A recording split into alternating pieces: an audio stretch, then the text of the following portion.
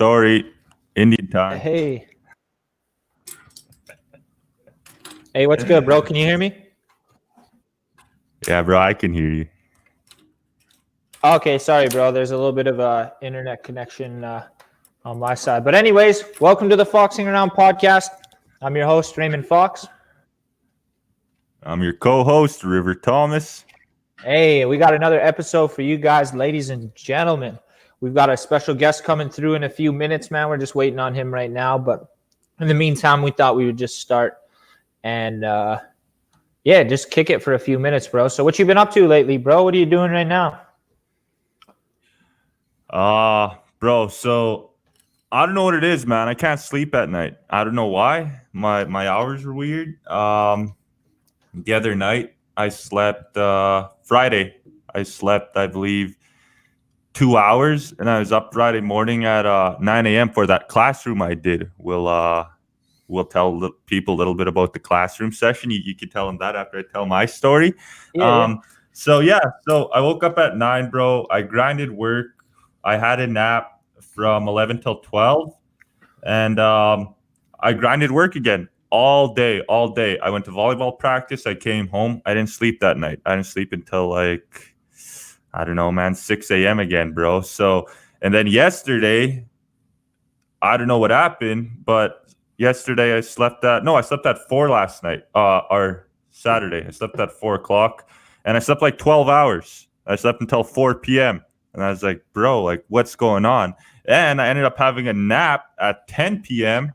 And then I went back and I napped until like 12 o'clock. And then I was up last night doing homework, and I went to bed about 4, and I woke up at like 3 o'clock this morning, man. And I just been grinding. And I don't know what's going on now. I'm like tired. I'm out of it, but like I got to meet these deadlines, bro, because I don't know why it is I can't sleep, but I got to stop procrastinating. And I want that to be a lesson for everybody. Stop procrastinating and just do your work, man, because I'm learning from this, and I'm feeling the effects of it, bro. I'm tired. Like, I can't even play Xbox. I can't even hang out with my friends, my family, bro. And melatonin don't work, man. Don't work. Anyways, tell them about our little classroom session, bro. Yeah. So first things first, man. After we're done here, man, Fawn Wood is having a karaoke special on her Facebook. Go check it out, man. That's gonna be lit. Drum roll call karaoke special. We should join it. Yeah, we're gonna join. Don't worry. Anyways, we got invited to a classroom. So a classroom reached out to us, a teacher from Ontario, and she wanted us to come join her classroom, man. And we were like, yeah, for sure. So we got up at like 7:30, 8 in the morning to join her classroom. And they had some questions prepared for us, and they were eager to listen and to learn. And man, it was probably like the most humbling experience of our time since we started the podcast. Like, nothing has kind of like put that up top since then. So I would say that, that was like a really special moment. And I don't know. They just had great questions, and like it was really engaging, and it was really fun. So like I had a good time. What do you think, bro? Hey, what up, Scott?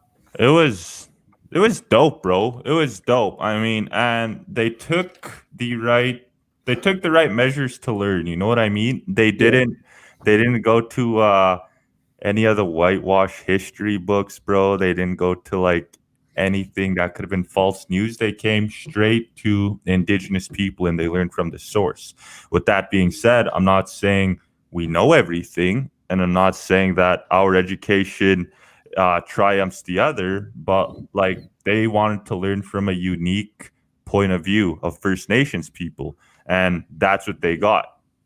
And it was good, man. Some of the questions they asked us, like they asked if we ever had to boil water. Like, a lot of people don't know, like, I'm from Soto. Yeah, we kind of had this boil water advisory in Soto up until 2014. It wasn't until 2014 that we got a new multi-million-dollar water plant, because the water used to be so heavy with iron and arsenic that, like, when you first started, sometimes it would turn brown, and some people would be afraid to like wash their clothes, to do their dishes, and like a lot of times it wasn't drinkable. So, and like all the other questions like that, they talked about like land governance, how's it governed.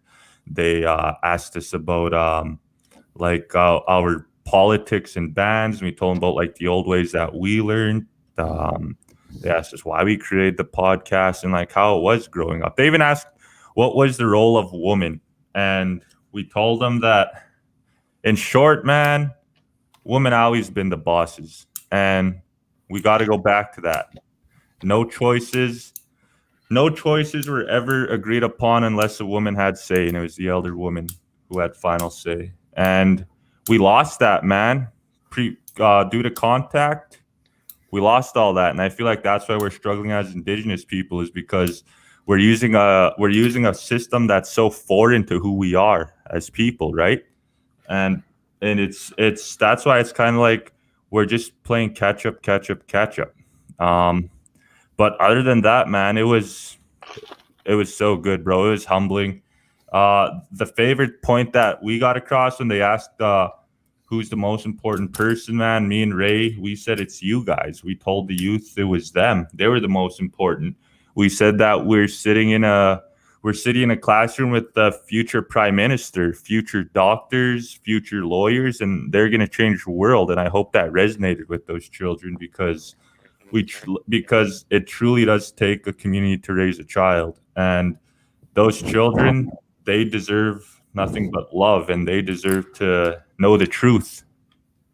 Word, bro. And I think it's important for us to, as Indigenous men, to do those kind of things. And just as Indigenous people, every time we're asked, like me and River did not ask for compensation. We did not want anything. We just wanted to go in there because, man, there's a chance to leave an impression on Indigenous and non-Indigenous youth alike. And you always got to take that, man, and do that for the right reason. You know, I'm not saying that, you know, some people shouldn't be compensated for their work, but for us, man, never be about the money. It'll never be about anything that it shouldn't be. It's just about the kids. And man, it felt better to me, I think, too. Like, it was just some real stuff that we got done with everybody. So I had a lot of fun, bro.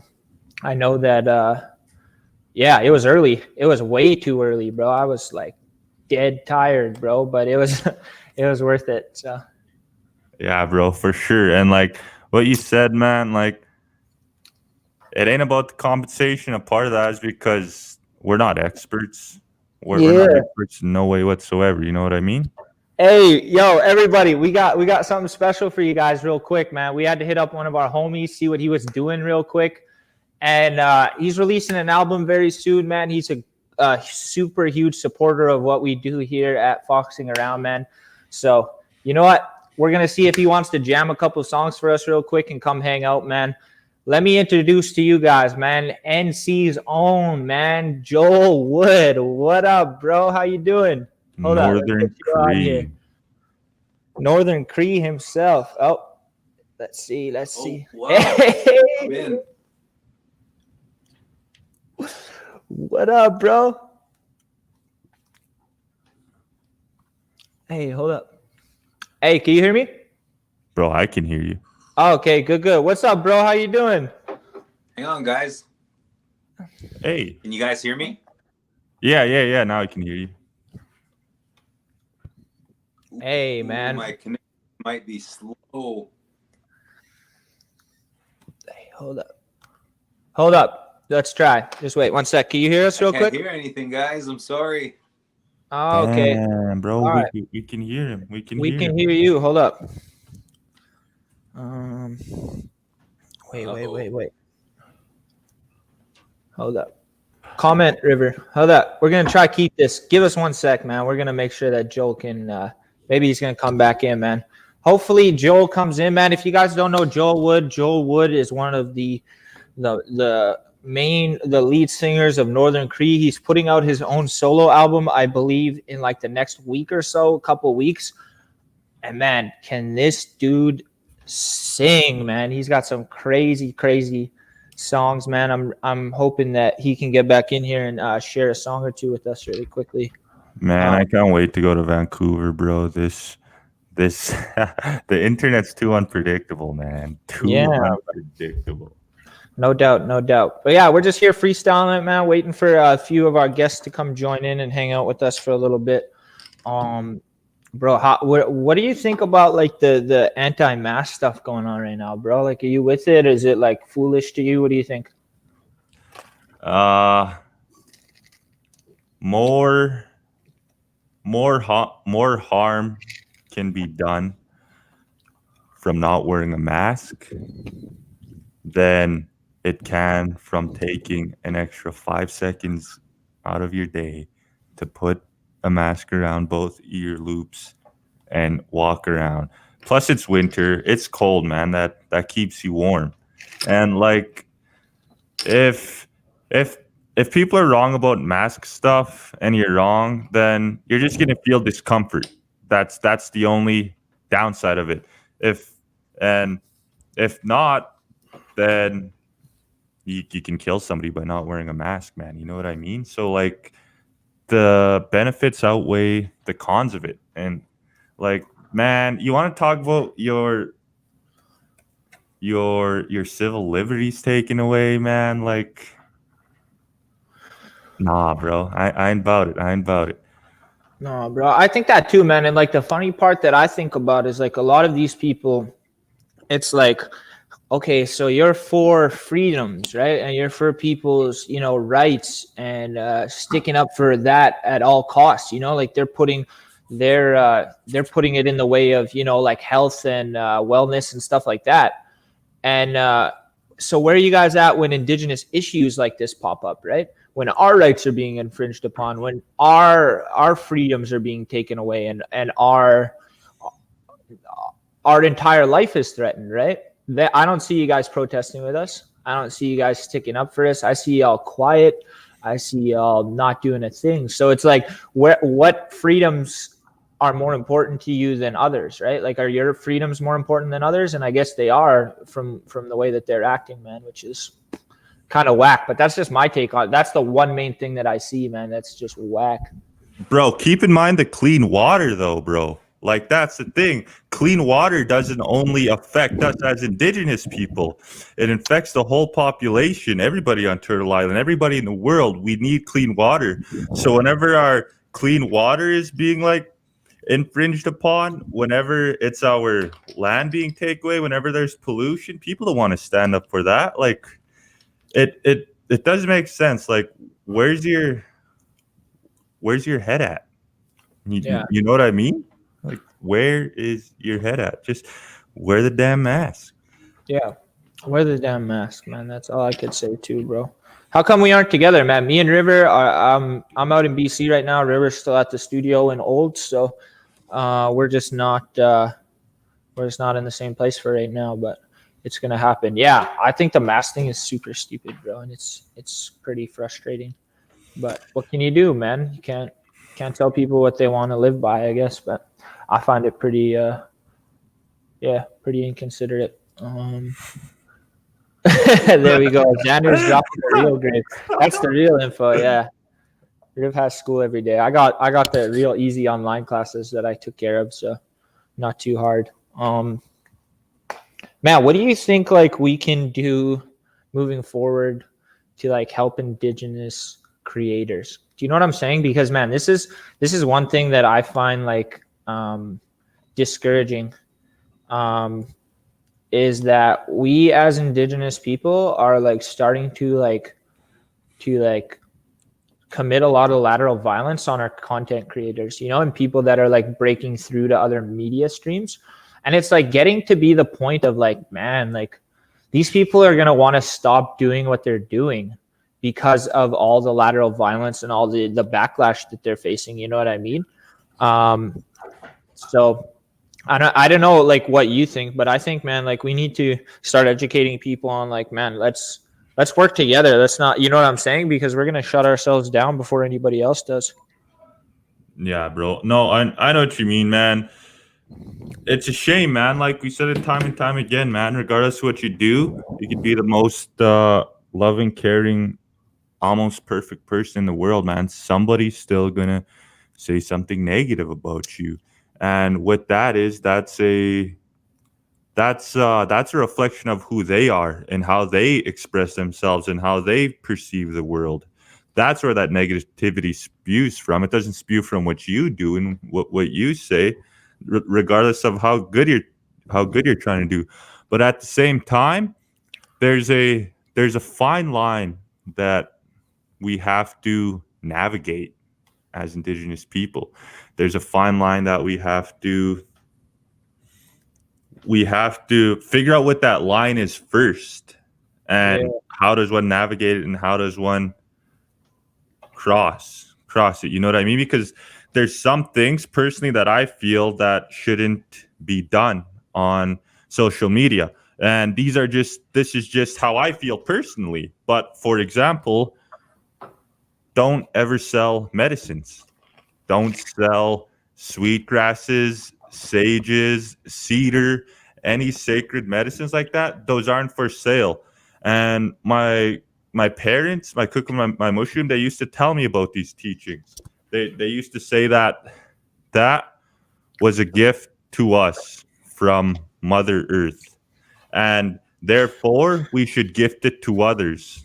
We shouldn't turn it into profit and sell it, because it wasn't sold to us. And something that's given to you for free, you shouldn't turn around and sell that and make a profit out of it. That those are sacred medicines. That's for healing. That's been around for a millennia, time and time again. Another thing, personally, is I I don't agree with people using those medicines on social media. That's just me. Like smudging on camera, stuff like that, or like doing sacred ceremony on camera. I personally see no need for it. Like, and somebody correct me if I'm wrong or give me more information, but I see no need to smudge and to have these ceremonies on social media for everybody to see. Your relationship with the creator is between you and the creator, not you, the creator, and 10,000 of your followers.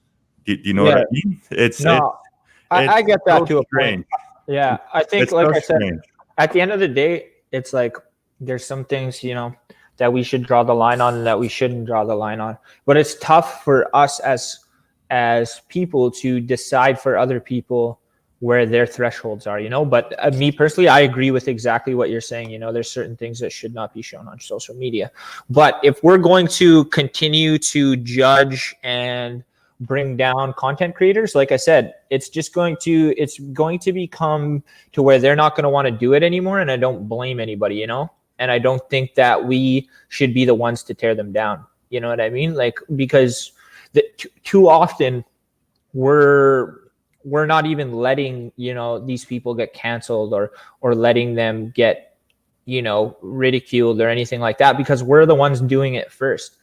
And for us to finally break through on mainstream media and start to get the attention that we want and deserve, and get our stories out there and shared, and for some people to cut that down really quickly before it even starts, it's like, well, when are we ever going to be happy? When are we ever going to get there? You know what I'm saying? Because we're just going to continue to tear ourselves down and make it to be that, we don't want these people up there. We want different people. We want people, and it's like we're never going to find the perfect person for this. We're never going to find the perfect person that's able to speak on the issues, that doesn't have a past, that doesn't do anything together. So it's really frustrating to see.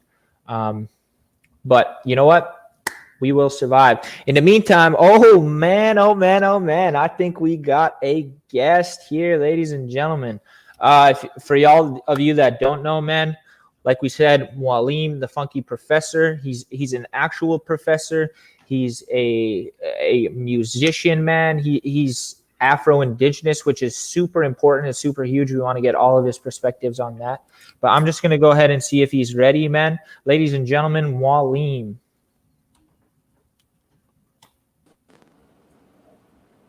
Hello? Hey, what's good, bro? Hey, fam, how you doing, brother? Hey, we're doing good, bro. How are you? Oh, man, doing well. Just taking care of a last errand, so I'm on the road for this part of our conversation. Hey, that's Hey. all good, man. We're excited to have you here at the Fox and Around podcast, man. Thank you for joining us.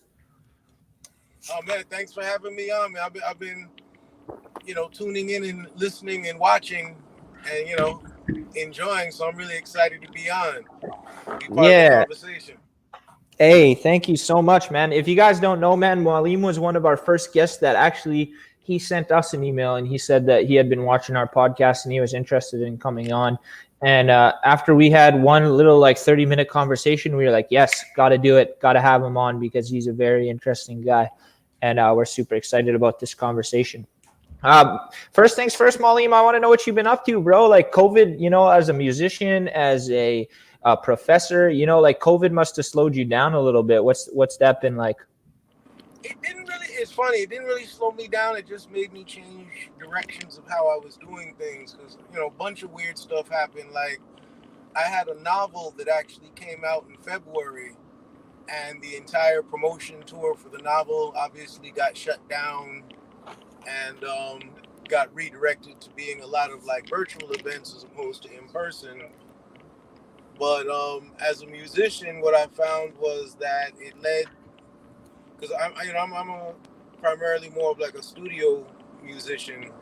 I've played a lot of gigs and a lot of tours and a lot of shows, but I mainly made my bones playing in the studio. So this ended up becoming a lot of a lot of writing time and a lot of figuring stuff out time, and then plus I was before the COVID shut down, I was going to be opening a recording studio. So then when COVID started to lighten up a little bit in June, that's when we actually went in and constructed the studio, and just pretty much got that up and running. And we've been doing a lot of remote work for people because a lot more people now make music at home on their computers, on their laptops and stuff. So they send it to us to be mixed and mastered, so it can sound like it was real studio sound is what they're going for, and things like that. So I mean that's a lot of what COVID ended up doing. And then of course with teaching, it's now the whole thing of the classroom being Zoom based, and figuring out stuff. But it allowed me to try out some different kinds of ideas as a teacher too, because like I teach a class in playwriting, intro to playwriting, and traditionally everybody would write for their final piece. They would write a 10-minute play, and then they would put a reading of it together to present. And what I had everybody do this time around was everybody had to find a DAW, digital audio workstation, and they had to learn how to work with them and learn how to edit, and they had to produce a 10-minute radio play. And so that was a teaching, of course, to teach it by Zoom, and of course is relies a lot on students' ability to figure out the technology for themselves. I don't know. I rambled for a minute, but yeah, that's Hey, kind of how it's been. Hey. Yeah, no, regarding that, so like how do you reconcile like conversations of like academic freedom, I guess, with conversations that may be considered harmful, I guess, like in particular in today's like political and social climate that is hyper aware and hyper reactive? Mm-hmm. Like, where do you draw the line between academic freedom and academic speech? Ah,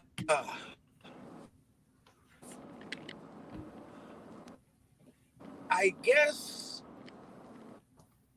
I guess where I do or do not draw the line is it depends on how open is the forum.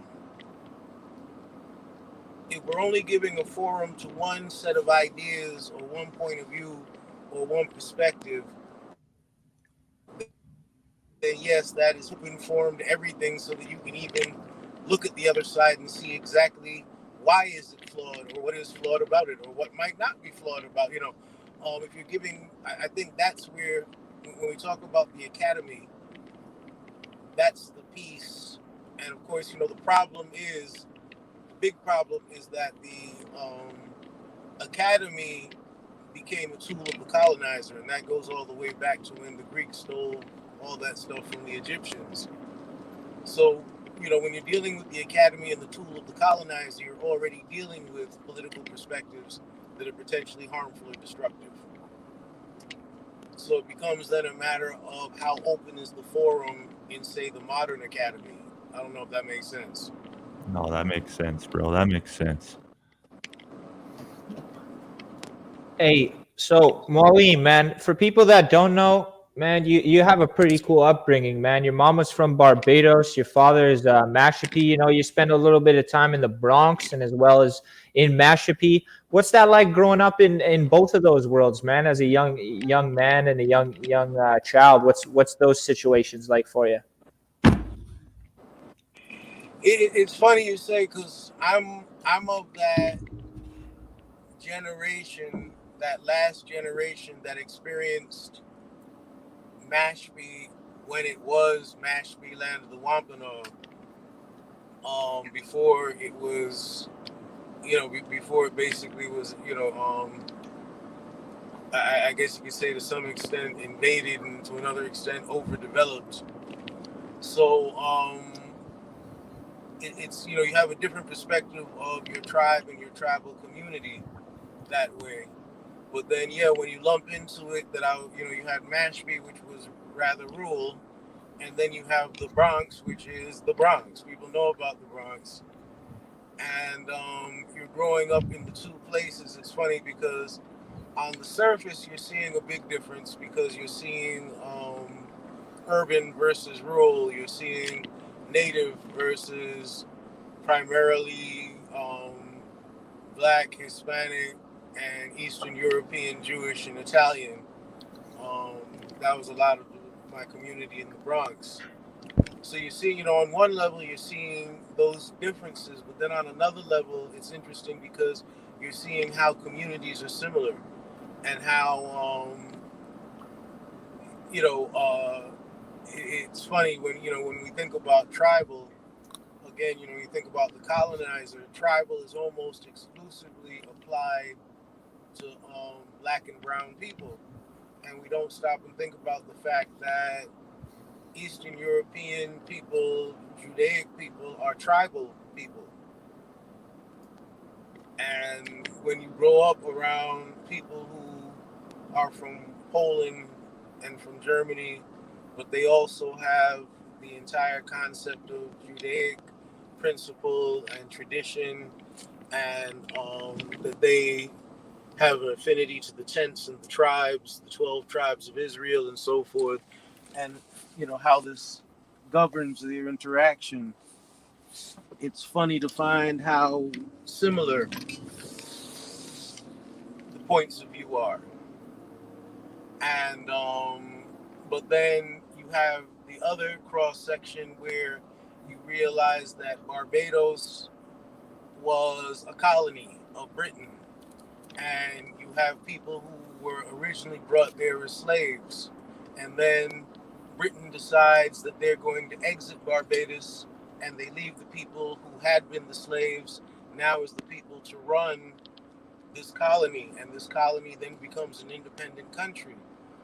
So, but there too, it's very much like us, where after we've been colonized and we go through the whole dance and we become federally recognized, and now we're a sovereign people, you realize, wow, there's a lot of similarity between our experience as native people, native nations, and what happens in Barbados, where your entire social, political, and economic destiny is based on the actual decisions you make.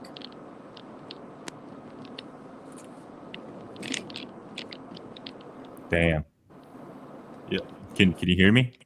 Yeah. Oh, okay. Yeah. So how do you navigate both worlds, I guess, being Native American and Black? What growing up too, seeing how both of your people have suffered from oppression, have even some Native American people suffered from slavery, and Yeah. seeing that how both of your upbringings went through all this, and like it's like how do you go about it? Because one thing I noticed is that even up here is indigenous people and African American people, they kind of they fight different wars, but they fight the exact same battles regardless of where they are to this day. And I feel like a lot of bonding and cohesion can come from realizing that. But I feel like a lot of people don't realize just how similar our struggles are. Well, one is I would have to, one problem is that we've been in many ways pitted against each other, Hmm. and some of it is, we have to go back to, I use I reference the colonizer, and it's because this is so much the impact point that we've experienced commonly is the colonizer. When you think of, there's a famous Malcolm X quote that there is no place on earth that the white man has gone where he can say he spread peace, love, and harmony. And, it's a remarkably profound and remarkably true statement, because when you look throughout history and you see colonizing and conquest is always the tag that goes with a European came here, European visited here, European explored here, etc. But what one of the games that has been played is people talk about this thing, eugenics. Eugenics is this concept of ethnic superiority, and where you have this eugenicist by the name of Blumenbach, who in the 1780s comes up with the theory of the Caucasian, and the Caucasian was a superior being, and this is where the Nordic or the Northern or the European people come from. They are Caucasian. And so, the term Caucasian itself is actually a term that basically is buying into the notion of white supremacy. The Caucasian is the superior. And then when they start pitting you have the Caucasoid, and you have the Negroid, and you have the Mongoloid, and they have the indigenous that falls under that, and they create these divides and they create these racial categories. Well, the big thing of creating these racial categories is to create this division, because these racial categories determine the haves from the have-nots. It determines that if you're native, you can't own land, and if you're black, you can own land, but you can't vote. And all of these dividing lines that divide up like single families, where you have siblings where these were, might be a family of mixed people. I'm talking in the 1800s, where you have somebody where one parent was of African ancestry and the other parent was indigenous, and now you have their children, and the children are divided based on these artificial guidelines that are again created by the colonizer. This is we find this in the United States, we find this in Canada, we find this in Central America. These dividing lines, where we have the entire concept of the people.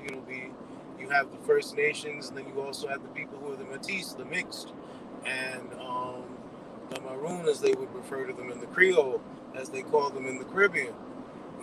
But it's like you said, where people who have had a very similar experience, but part of that similar experience is somebody who's created artificial boundaries that we've unfortunately adopted and need to escape. Okay, yeah, no, that makes sense. And you talked about the white superiority. One thing I remember learning a lot, I guess at a younger age, is that there's a theory that all people come from Africa. Therefore, the Aborigine people of Africa are deemed superior humans. Did you ever learn anything about that, or do you know anything about that? That's that is a wonderful discovery, I should say, post discovery that took place during the 20th century based on what they call the Nile Valley, where yet another skull was discovered, and this, of course, was an older skull. And so that is a theory where, okay, as we begin to find evidence of civilization, civilized people, etc., and where we begin to find it. Now, here is the interesting thing: this skull and this older skull, and this skull with these also interesting dimensions, are discovered in the Nile Valley in Africa. The discovery of this skull, if you look at it, was not accompanied by a rhetorical text that claimed African superiority. This is the interesting difference between the two discoveries. Okay. Okay. Yeah, because even going back to that, when you're talking about race, one thing I remember studying in the past is that like there's really no such thing as race. It's race is just mainly about geography, and that's where Oh yeah, different skin pigments come from, right? Is based on, I guess, how much sun you get, for lack of better terms, I guess, in layman's terms. And no, it's no, just after that, it's just upbringing, essentially, nature versus nurture. precisely. No, precisely. Race is an art. Thank you for bringing that up. Race Mhm. is an artificial concept and an artificial construct, and it was part and parcel of what came as a result of eugenics and the concept of white supremacy. Because because prior to the concept of eugenics, race, just like you said, really applied to where you came from. If you were from Italy, you were of that race. If you were from France, you were of that race. If you were from Britain, you were of that race. That was originally the racial category. But eugenics, now, what we have to look at is the artificial construct of race was created entirely to determine the haves from the have-nots. When we look at, I'm in school, I don't know if you learned about the, like, for example, the Monroe Doctrine, Manifest Destiny, the Papal Bulls, the Doctrine of Discovery. I don't know, are you familiar with any of those? No, honestly, everything that I pretty much spoke about so far has just been kind of learning on my own, just being curious through Google. But I'm definitely writing these down, and I will take a look at them without a Okay. doubt. Okay. What they talk about, particularly the Doctrine of Discovery, was basically a concept that the European is superior to all other groups, and that the conquest of their land is the manifest destiny of the European. That, if they come into the land of those who are not under the church, then these people are heathens and therefore unworthy. Yeah, no, that makes sense. I've seen that time and time again. I mean, yeah, I'm Yeah. sure it's happened to your people. It's happened to my people, right? Oh yeah, it's how Canada was colonized. It's how the United States was colonized. It's how Central America and South America were colonized. All colonized under this mandate from the Catholic Church, the Papal Bulls. And from the Papal Bulls to the what later became the Monroe Doctrine of Manifest Destiny in the United States. The Western expansion, as they refer to it. The Yeah. expulsion of the Cherokee from their homeland, the Trail of Tears, where Yeah. the Cherokee were marched to Oklahoma. The Cherokee and some members of the Choctaw and Chippewa were marched out to Oklahoma. These are all part and parcel of this concept. Well, part of this concept, the big part of this concept is that in order to be on the right side of manifest destiny, you had to be originally you had to be a Englishman or a German, and then where the buy-in was expanded was this is where Scotsmen were given white status. Scotsmen were not considered white until the 1790s, and Okay. then Yeah. the buy-in expanded to the French. And a very interesting thing, for example, Jews were not white until 1970. Why is that? Like, It it's because the United States is based, the United States in particular, to a lesser extent Canada, but the United States in particular is based on a white supremacist governmental structure. okay. So therefore, this is going to now determine who holds the power, how they hold the power, who has the money, how they hold the money. And so what happened was Jews were not white in America. They were considered a minority. They were considered of the brown people. They were basically regarded the same way that now Americans regard Middle Easterners. Yeah. And going back to what you said there with I remember hearing stories of even I'm not entirely sure if it was Cherokee, but some indigenous tribes, I guess basically I don't know if it's right proper terminology, but like basically whitewashing themselves. They were starting to breed with Caucasian folks just to survive because there was a bounty on their head for being indigenous. That if they were indigenous, then they can basically be murdered. So a survival tactic that they had, it was basically to try and whitewash their blood, and that was all they knew.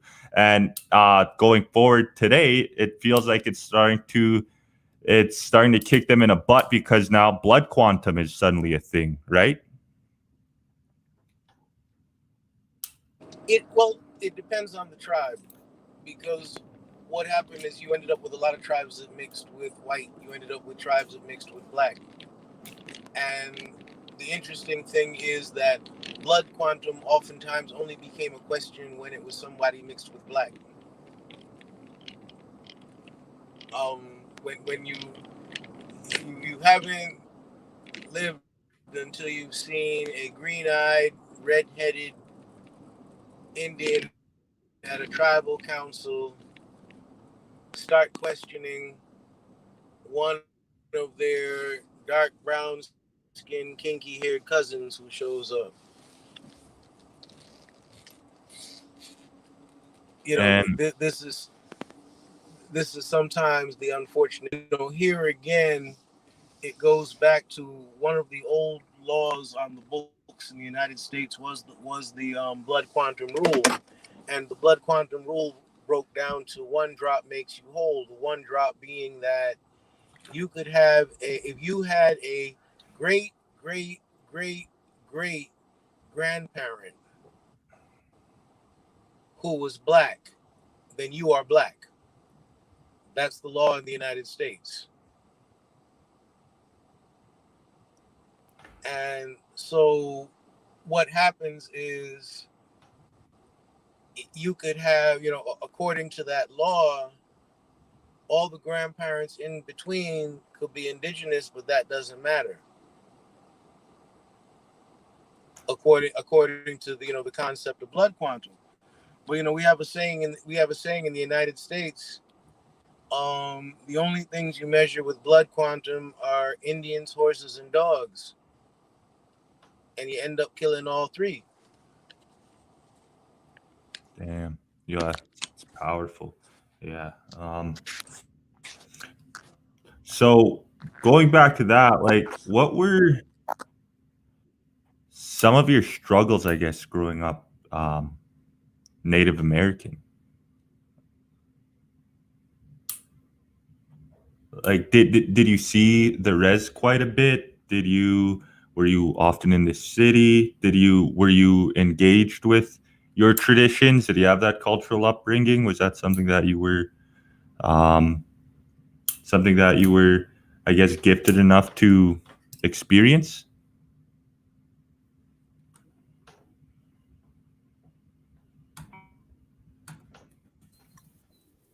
Hey, bro, we might have lost him. Um, I can't No, really man, I hear him. can't Can hear you? anything, bro. Yeah, bro. Might I'm gonna use the hold up. washroom real quick. Oh, I think he's. All right, bro. I got you. Mwalim, man, you still with us, bro? Hold up. I'm gonna try something real quick, Mwalim. Give me 1 sec. Sorry about that, ladies and gentlemen. Sometimes we get a little bit of technical difficulties here where uh, the sound cuts in and out. So I'm gonna try to click him off real quick and join him back. See if he could hear us. Mwalim, brother, you still there? Oh, I think he might join back in anyways, ladies and gentlemen. Just give him a few minutes, man. Man, what a bunch of knowledge, man. Like I'm learning things. I'm pretty sure River's learning things too. I'm really excited to kind of get back in. Hopefully he'll be able to join again. Yeah, if you guys don't know, we are having a giveaway. So all you need to do is share this live video and then comment shared. As soon as you do that, man, we got you covered. We're gonna give away a free shirt here. I will probably do it tomorrow sometime. All right, there he's back with us. Hold up. There we go. Can you hear us, Mwalim? Okay, hold up. I'm not hearing you guys. Hang on.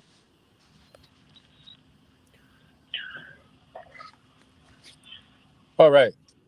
All right. We can hear you, sir. Can you hear us? Oh, I can hear you just fine. Perfect. Hey, that's good. That's good, man. I don't even remember what kind of question he asked, but I want to know. There's a question that I got for you specifically, man. Is like I asked you a little bit earlier. What was it like, kind of growing up, and where you grew up? Was it tough to grow up in like both worlds at the same time? You know, like were you bullied about being indigenous as well as being African American, or was it one or the other, or like was it tough to navigate that at such a young age? It's interesting. It wasn't tough to navigate it at a young age because I don't think it wasn't really viewed as much because it's like, for example, you live in New York City, you blend in with everybody, and nobody comes up and says, "So, what's your ethnicity?" They just look at you and decide, "Oh, you're black. Maybe you might be Latino or something like that." But it doesn't really become part of the discussion, and if it does become part of the discussion, people are just sort of like, "Oh, okay." Because New York City has a lot of people who are this mixed with that, that mixed with this, so it's not that it's not that unusual. But and in Mashpee, here again, it's a matter of this is your family. These are my father's people. So it's like this is my cousin, that's my cousin, and you don't really here too. It's not really something that I think becomes a point of politics. But what I started to say before my sister went on us before, I was saying how my parents actually met. My mother's family was actually looking to build a vacation home in on the Cape, and Mashpee being the community that was mostly Wampanoags and people of color, that was where they were looking for land. So in the process of looking for land, that's how my parents met. My mother and my father. And so it was just interesting that my mother's family buys into Mashpee, buys land, builds a house in Mashpee, and this is where my father's family goes back generation, generation, generation. So here too, it was, always being a part of that community. Where it became interesting, politics actually didn't come about until I was probably in my 20s, when this is where you start to have people who have a great deal of difficulty with you identifying with your, you know, you have people who are clearly mixed, and that what they do is they just claim I'm just Wampanoag, and they don't talk about that other side of the family. And but when you're somebody who's very open about I am a black Wampanoag, that creates, you know people catch feelings about that. I'll put Yeah. it that way. Yeah, And yeah. but what I also found was, for all the people who catch feelings, it's gratifying to see younger generations coming up, where now you kind of have given them a path where it's like, okay, I'm a black Wampanoag. So you have that, that generation coming up saying, I am both, because they have somebody, I'm a couple of years shy of being an elder. I'm about 3 years shy of being an elder. But to them, they have that elder where they're like, oh, okay, yeah, like him, like he says.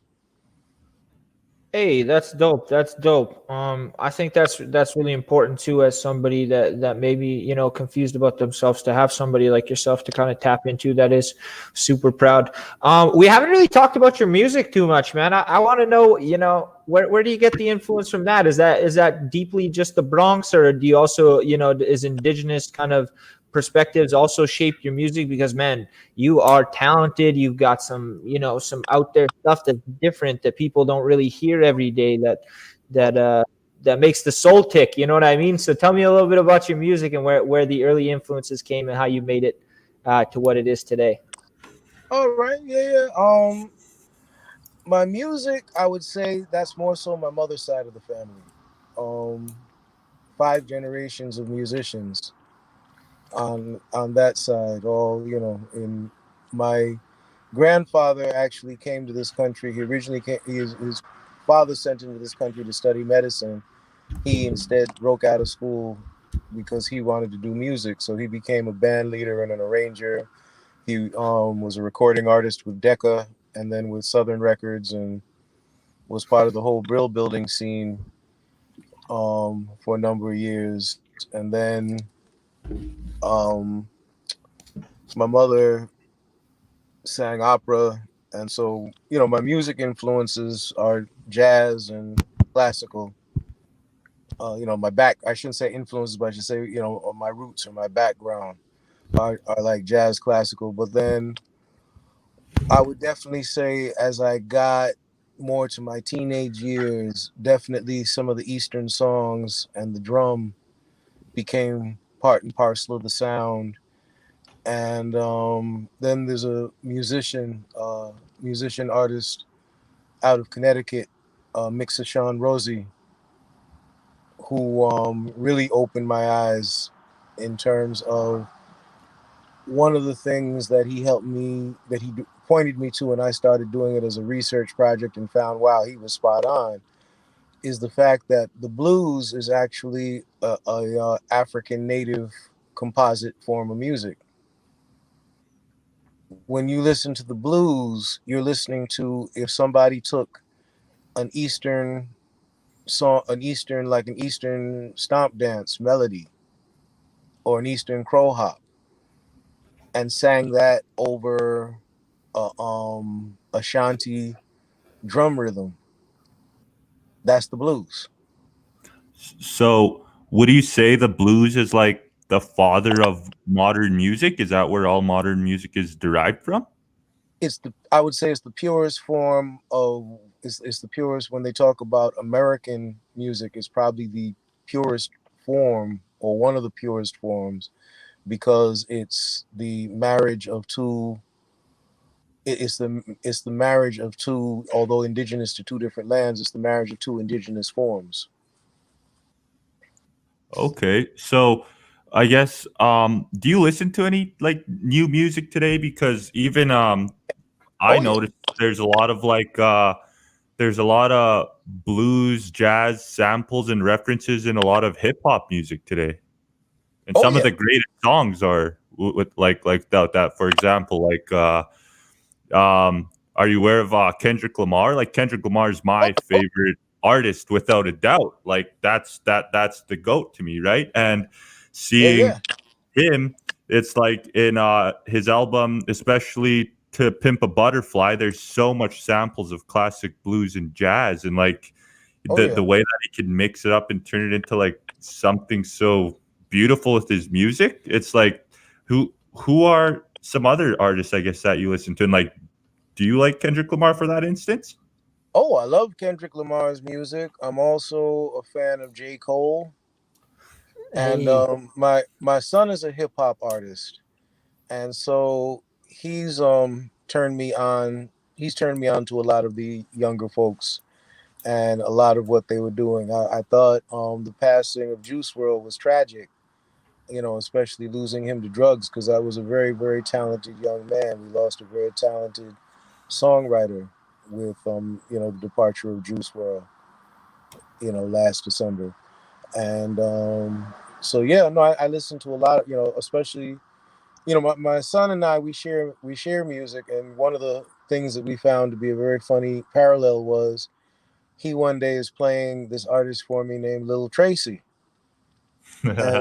And when he's talking about Little Tracy, I'm like, oh, hold up a second, and I go and pull out my Diggable Planets CD, and I'm playing then the Rebirth of Slick for him. I said, yeah, this is Little Tracy's pops.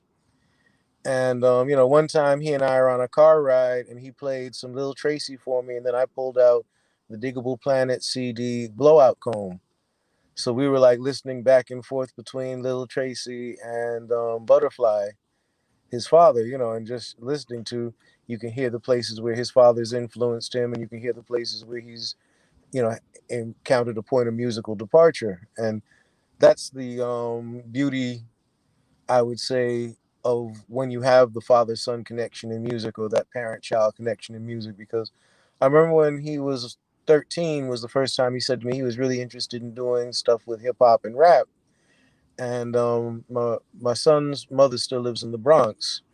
I'm his primary parent. I have been since he was 18 months old. But he goes to New York to visit her. So one time when he was going to the Bronx to visit her, this was after we had the conversation about rap music.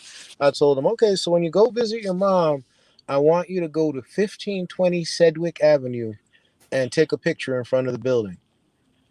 And then I said, then about half a block from there, you're going to see a plaque on a wall. I want you to take a picture in front of that plaque. And so he did that. He took the picture in front of 1520 Seg, and he went to the plaque. And I'm like, so now you know why I sent you there. He's like, wow, that's where hip hop started. And the thing about it is people don't really stop and think about, and this is where we devalue to some extent ourselves artistically. We don't think about our music always as tradition. When we think about like as native people, when we think about traditional music, we think about the big drum, or if we're Eastern people, we think about the rattles and the hand drums and the water drums. Yes, that is our tradition too, but guess what? When our elders, who are now our ancestors, picked up guitars, that became part of our tradition. Consider the fact that, consider that Redbone is part of our tradition. Redbone is part of our native tradition. Come and get your love. Fuck yeah, that's part of our. Excuse me, I'm sorry. I'm not No, supposed no, to man. say Swear that. all you want, bro. But that's part of our musical tradition. When about 15, 20 years from now, A Tribe Called Red is going to be part of our musical tradition. My band, the Groovalados, we opened the Gathering of Nations powwow in 2017. We played right in the center circle just before grand entry. We are part of tradition. We need to look at the fact that our traditions, yes, are the traditions that we hold from a couple of hundred years ago, but our traditions are also those that might come from 20 or 30 years ago, or might come from 10 years ago. That's where we need to start, embracing that value. So Yeah. it is, but it's that same type of thing. Um, like for example, we have Kendrick Lamar, but we need to uphold, the brothers like Frank Wong. I mean, my man is kicking some serious messages for especially for our indigenous youth, and he's coming with some righteous hip hop. He's part of our music tradition. Lightfoot was part of our music tradition. That's this is how we need to start really looking at it. We need to stop having our traditions dictated to us by white people's fantasies. Hey, yeah, I know for sure. And it's cool how you brought up Lil Tracy too, because my homie put me on Lil Tracy actually. We're Okay, yeah. listening to Lil Pete, who also passed away due to drug overdose. But then he got me into Right. that Lil Tracy too. And so basically what you're saying is that music evolves, everything evolves. That's in, I guess, in retrospect, that's what I got from your whole message, is that music is always evolving, just as we are as indigenous people. And I guess one question for you I have is why is it, don't you see so as many First Nations people blowing up in music? Like, because personally for me, I feel like we have too much rappers and not enough producers. We don't have enough Metro Boomins. You know what I mean? And I feel Yeah. like that's where a lot of First Nations people go wrong, is they have this talent, but the the production isn't there, the mastering isn't there. So like you could have all this talent in the world, but the end game, if it doesn't sound professional like all the others, then that's where you fall short. And I feel like that's what's happening with so many indigenous artists today. Well, it is funny you mentioned that because that was what led to me opening a recording studio. Um, I opened Polyphonic Studio because of the fact that there were, or was, I should say, a significant lack of commercial grade studios where people could either get the music produced, or you have the folks who are producing at home, have production studios at home, the laptop producers. After they record the stuff, they still need some place where they could send it, where it can be professionally mixed and mastered. You know, when you hear about, every now and again, you hear about some big time artist. Bear with me one second, just gotta flip off the alarm. MTV Cribs. But, but yeah, man. But you hear about some producer where they said, yeah, he produced this on a laptop sitting in the airport. And it becomes a number one album. And what they don't explain is that, yeah, he might have tracked it and even did some of the production work on this laptop, but when it came time to mix it, he went and got a professional engineer and producer to take the tracks and process them and mix them properly. And then once they were mixed properly, master them properly. So, even though it started on a laptop, it was still a pro audio project. And that's basically why we, opened up what we did, so that somebody who might be on that res out in Iowa or out in Vancouver or someplace like that working on their stuff can send it to us, and we can mix it and master it and hit it back to them. And they have something that sounds like it's on Sony, but not for Sony money. You know what I'm saying?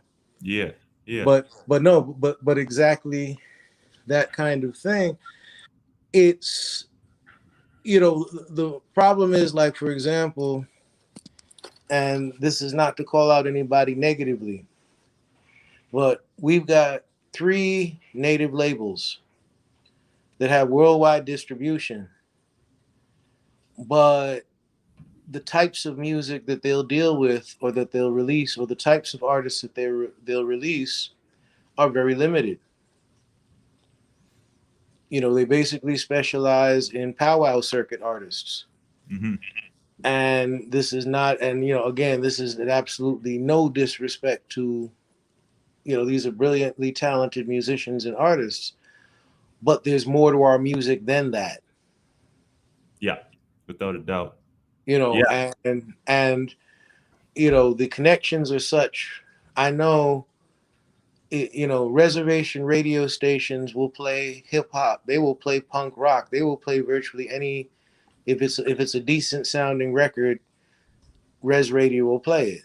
Mm-hmm. So it's not even the kind of thing where you can say, oh, there's no market for it. But it's, again, this goes back to, I know I'm going to sound like Johnny One Note, but this is going to go back to the whole thing with colonization. The colonization of our mind is that we have this indigenous checkpoint. And if it doesn't, if it doesn't come wrapped in a blanket,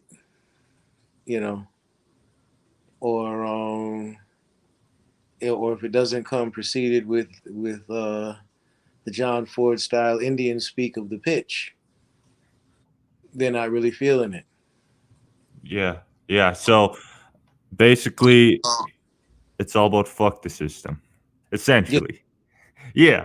And Yeah, I mean, is there any, I guess, like First Nations artists that you know of, I guess, on the come up, anybody to look out for, or anybody that you guys, I guess, produce and master your records for people to keep an eye out of? well, I mean, definitely people that I would say to keep looking at are people like Jennifer Kreisberg and Pura Faye, my sisters from Ulale, who have some solo projects. I would say, look out for them. Mixa Sean Rosie is another person I would say put him on your radar. You have my band, the Groovalados. Listen to that album all week. And in fact, and by the way, gentlemen, I will be sending you the pre-release. We're doing a remix tape called Mama's Hamper. The extra funky remixes. Hey. And Hey. so you guys will be getting it, ahead of the pack. I'll put it that way. Because welcome to the family. And my son is the ZYG 808. And he has an album called Boom Bap Jazz. I'll send you guys that one also. And he also has a single called Thumpin', which really made some good noise. And I'll get that to you guys as well. He's also working on a project with some MCs out of Mashpee called the Spee Squad.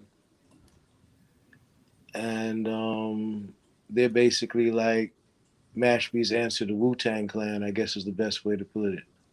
Hey. The fathers. Yeah, one thing I guess I'd like you to keep an eye out for is an artist, Tia Wood. That's actually Raymond's significant other. Raymond's significant other. She is making moves. She knows how to blend her indigenous music with like modern contemporary music, and it's such a unique sound. And please tell her I said what's up. Yes. Yeah, and very talented artist. I'm sorry I blanked on her, but yes, very, very talented and someone to listen out for. Oh yeah, for sure. And I feel like that's the thing with her too, is she has all this talent, but personally I feel like she needs this mastering and this production, and the sky's the limit with the talent she has, right? Well, hit me up. We'll see how we can get her over the hump. Hey, that's all you, bro. Yeah, for sure. No doubt.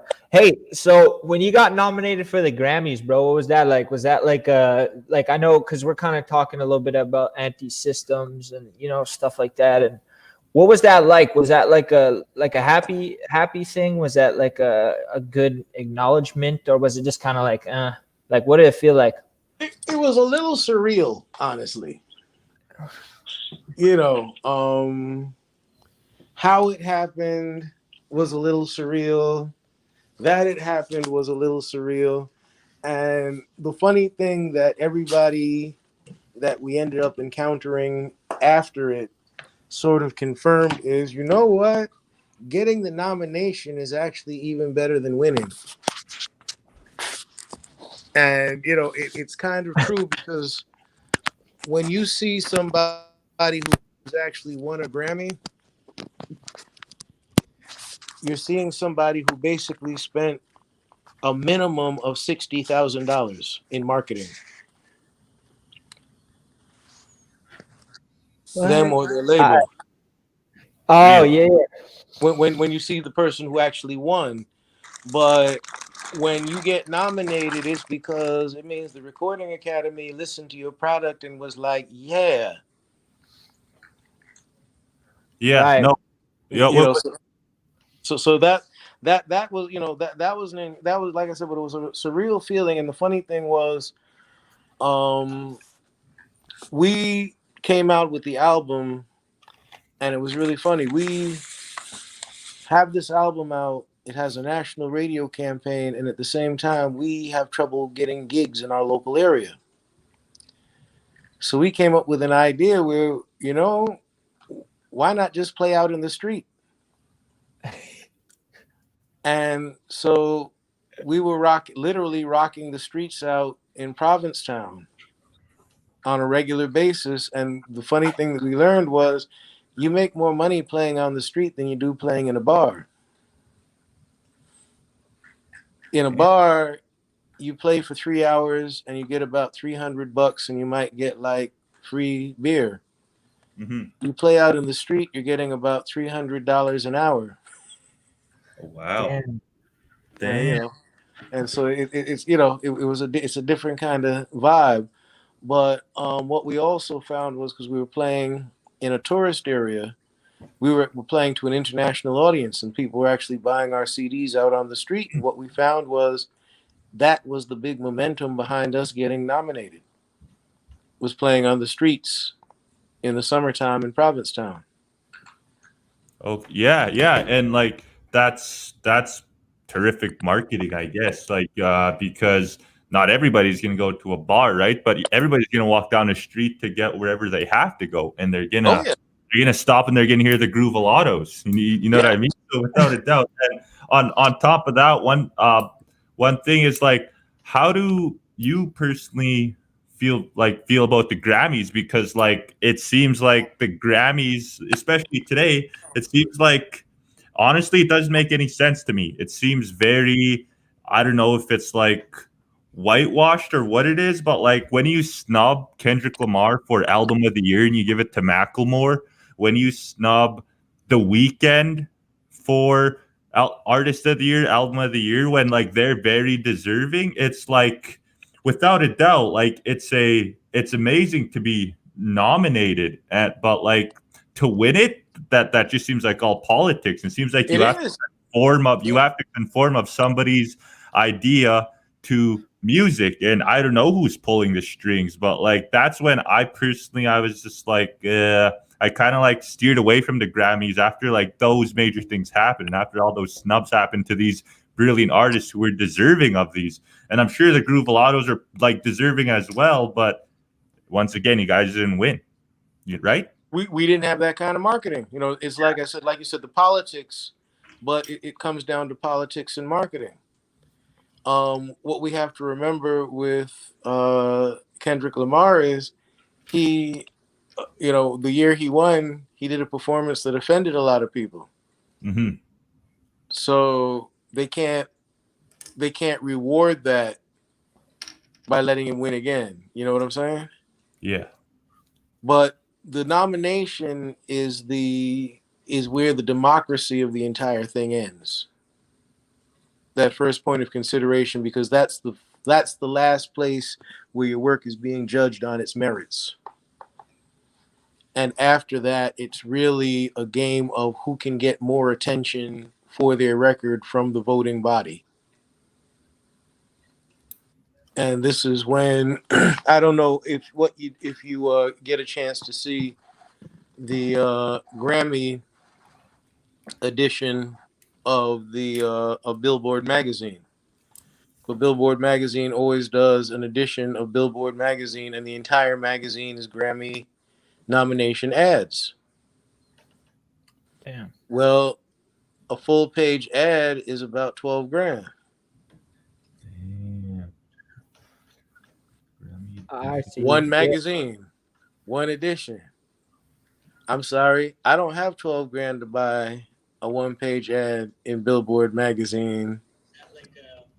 You know what I'm saying? So that already is going to put me out of that major marketing.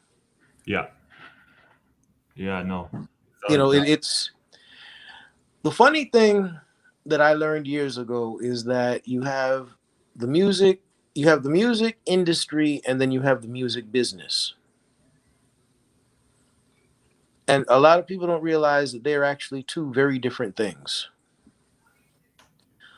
The music industry, if you don't get signed by the time you're 23, you're pretty much done. In the music business, you can put out your first record when you're 70. In the music industry, your art is determined by the trends, what's hip, happening, and popular right now. In the music business, you find your fan base based on your music, and your career is based on your ability to cultivate and maintain a relationship with your fan base. And the Grammys are very much the music industry. Mm-hmm. And of course, you know, the interesting thing about what people don't realize about the music in the industry is designed to be disposable. Yeah. And it always has been. 45 records were not meant to be saved. You know, 45 records were considered disposable. You play it, you listen to it for a while, you could throw it away. Wow. You know, the notion that a record that somebody made in 1940 whatever would still be in somebody's collection was not what they were thinking of back then when they first came up with it. It was, you know, it was always an idea of you come up with a product, you push the product, and then people move on to the next thing. So then you push the next product and you market that product, and then you move on to the next thing. And the notion of back catalogs was not anything that was being considered at the time. The notion of a record becoming a classic was not something that was being considered at the time. So now what you end up, you know, so this is where you end up with even more of a split between the business and the industry. Being in the music business in it was 1999, 2000, that period, I came out with a single, you know, a CD single, because that's what you were still doing music on. Well, I ended up selling a grand total of about 16,000 copies of this single. Not a lot, not gold status, but from selling this single, I made more money than the three members of TLC combined from the record they went bankrupt on. I made What more money than New Edition did on their first record, where their tour bus picked them up in the projects and dropped them off in the projects. And more money than they made on their second album. And this is by no means a diss to either of the groups, except to say that they were in the music industry and I'm in the music business. Yeah. Yeah, it's basically they're confiding to the music industry, and you see it time and time again. It's the one-way contracts that only benefit the I guess the big companies and never the artists. And you see, like what you said with the music industry comes and goes. You see with like even future artists who do like the mumble rap, like Lil Pump or somebody, right? They're hot.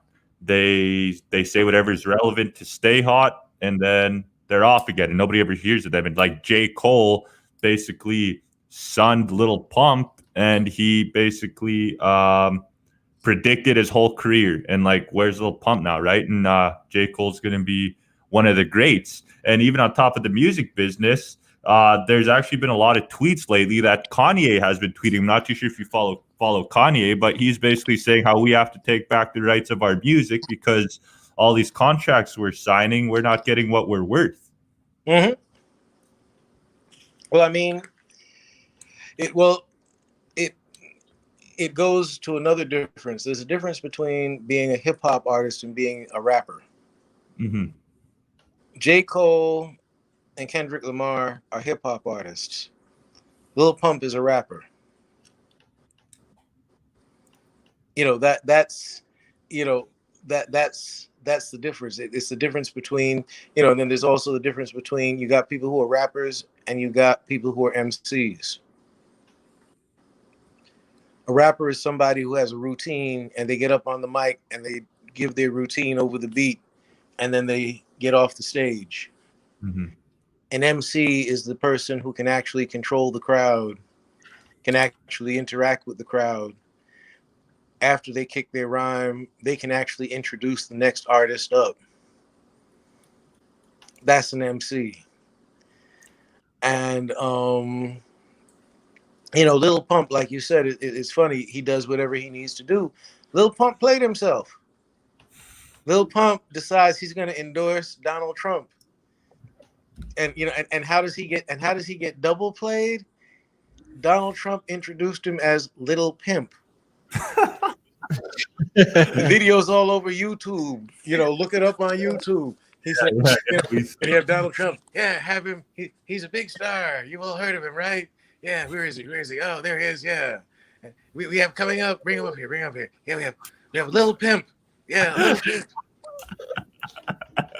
Yeah, no.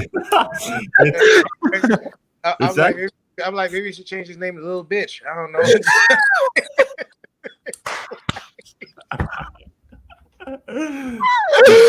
What the fuck? Oh, that's hilarious.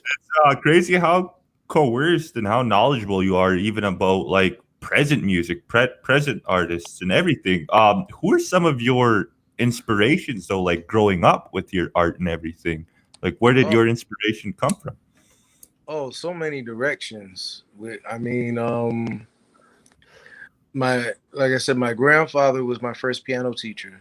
Mm-hmm. And I'd studied viola and classical, so you have all of the Baroque composers that you end up being exposed to. Bach, for example. And it's funny, a lot of people don't realize Bach is funk. The entire basis of German style of the fugue, that's really just funk. Taking a groove and building something off of that groove, that's all Bach was doing. So it's like, okay, I get it. And the other person who was like that was Mozart. So you listen to that. But then now you start combining that with Duke Ellington and Count Basie, and then take it to another level and you start listening to James Brown and you listen to Parliament Funkadelic. And when you listen to Parliament Funkadelic, you're back to listening to Johann Sebastian Bach. Because again, you realize, okay, that's where that tie-in is. And then when you're listening to James Brown, you realize, oh, wait a minute, I'm actually listening to Mozart all over again, which is what I'm also listening to when I'm listening to Duke Ellington. So, you begin to hear how all of those elements tie together. So, all of that's in there. And then, of course, you have hip hop. You have the Cold Crush Brothers. I go back to those days, the backbeat of hip hop.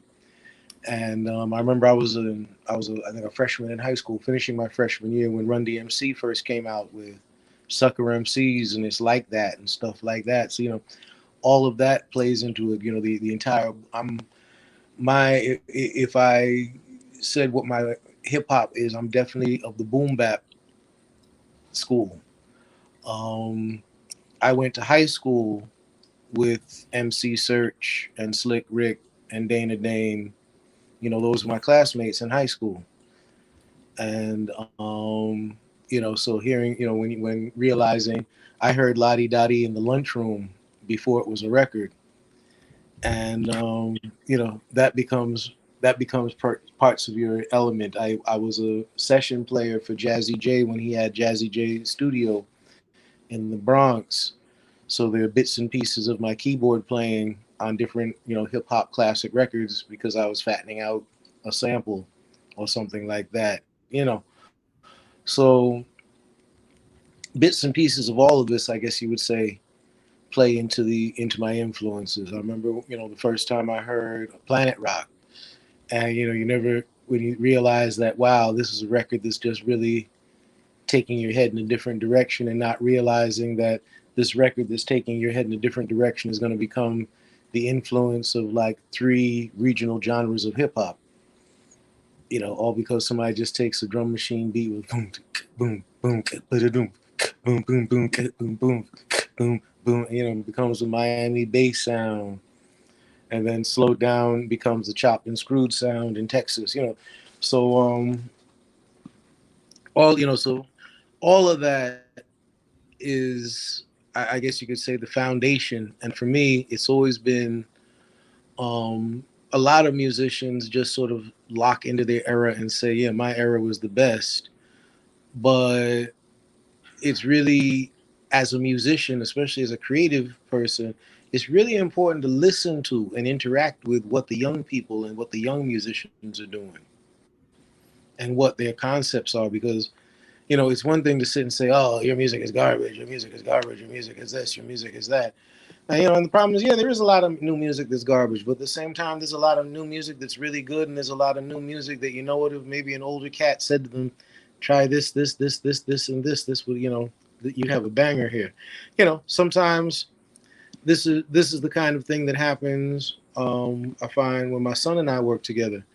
There are times when I'm working on a track and he'll come in and say, yo, let me get on that a second. And he'll get on and do something on the drums. And I'm like, whoa, okay, yeah. And there have been times where he's working on a track and it's, some of the new sound. And I'm like, what if you slipped a little of this in that? And, I'm coming with a little bit of my 80s, 90s hip hop uh, insight. And he's coming with some of his new school, 2020, 2021 insight into production.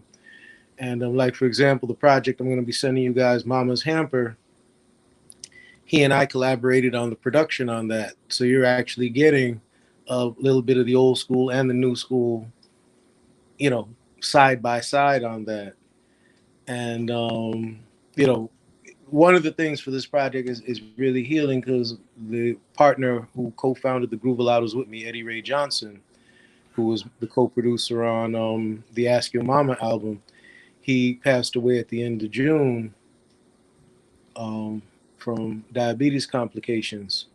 And so, it's like the philosophy of the Groovalados was that we're, as a band, we're a philosophy. And so a band is the members, but it's never just the members. And the funny thing with Eddie Ray Johnson, he always said, we're the only band in the business that train our own replacements. And he took my son on as his student, as a drum instructor. He taught my son the drums 7 years ago. And my son now had to step right in to the position, Eddie Ray's post as the drummer for the band. And, he's able to do it and knows all the grooves because Eddie Ray Johnson trained his own replacement. Okay, okay. So, with you, I guess a couple things is like, what made you take the route that you took musically, seeing how you were surrounded by hip hop and all these other influences, and who's your replacement? Do you have one yet? Do you have a replacement yet? Don't really have a replacement yet. Still trying to track him down. It's a little hard. It's a funny thing, but a lot of our kids don't learn instruments anymore. Mm-hmm. It was funny because you were talking about how there are too many rappers and not enough producers. Well, one problem I'm finding is there are a lot of cut and paste samplers, but not enough guitarists, bass players, and keyboardists. Yeah. And when I say keyboard, I don't just mean somebody who can play an Axum plugged into a computer. I mean like somebody who can sit down at a real piano and play a real song. We don't have a lot of kids like that coming up and coming out, or a lot of our kids aren't taking the focus and discipline to try to learn those instruments. And that's one of the distressing things that I'm running into and finding my replacement. But Yeah. definitely looking. Trust me, definitely looking. Hey. Yeah. And so, what made you take the route that you took? You had all these influences from all different genres of music, and to choose your genre. What was the I guess the tipping point that you said I'm gonna go headfirst into this? It was it was how it felt. I mean, I can honestly say I did not take the commercial route. Hmm. I did not go with do this because this is what's hot, this is what's selling, this is what'll get you out there. I went with this feels good. This is artistic. And I guess I took more of the artistic route in terms of wanting to um discover my limits as a composer, or break my limits, I guess you could say, as a composer. And my interest went in a bunch of different directions. So it was like music, it was theater, it was writing, it was spoken word, it was storytelling. So you know when you're dealing in more than one genre, you end up having to create your own paths Hmm. and sort of like in many ways create your own vehicle. So I came to realize that if I'm not going in the prescribed route, I'm gonna have to pioneer it, so to speak. Yeah. Okay. Yeah, that makes sense. And the Groovalatos logo. I'm not too sure if Ray. I used watching earlier. I'm not sure if Ray brought it up, but like the founding of the Groovalatos and your guys' logo, because that's something I've never seen before. Like, is there some kind of meaning behind that? Oh yeah, it's the truest form of the medicine wheel because it's a 45 adapter, and what's better medicine than your 45 collection? Show me somebody who's not having a shitty day, who's not going to suddenly put on some music and feel better. They'll put on some music and work their way through that bad feeling, or feeling really good and we want to party, so we're going to throw on some music and we're going to throw on, well, that's that 45 adapter. That's we talk about the modern tradition. That is our medicine wheel. And the three feathers is rooted in when we put the Groovalatos back together, because the Groovalatos had an original incarnation. But when we put the Groovalatos back together, our bass player at the time, uh, the late Chris Redbone Sweeting, was Eastern Cherokee, and Eddie Ray Johnson is Louisiana Choctaw, and I'm Mashpee Wampanoag. So that was the three feathers that we had at the bottom. Well, we were an Indian soul funk band. Damn. Dope, man, and to be able to like bring that into what you're doing as indigenous people, but also like in a completely different genre that maybe not too many indigenous people have explored before. I think that's dope, and I love the logo. And yeah, just like getting to listen to your music this week, it's like brought me to something that I've actually never heard before, or like I've never dove in before. So more than anything, I just want to say thank you for putting me onto your music and reaching out to us, because man, yeah, I've never heard anything like that. And even when you were like sending me little samples throughout the week, I was like, man, I've never heard anything like this, but this is cool, man. This is like something that I would have never thought Oh, thank to you. listen to until then. Thank you, So fam. Thank you. thank you so much, bro. Yeah. Really, Yeah, man. I was gonna So say the cut I sent oh, you go ahead. earlier, because the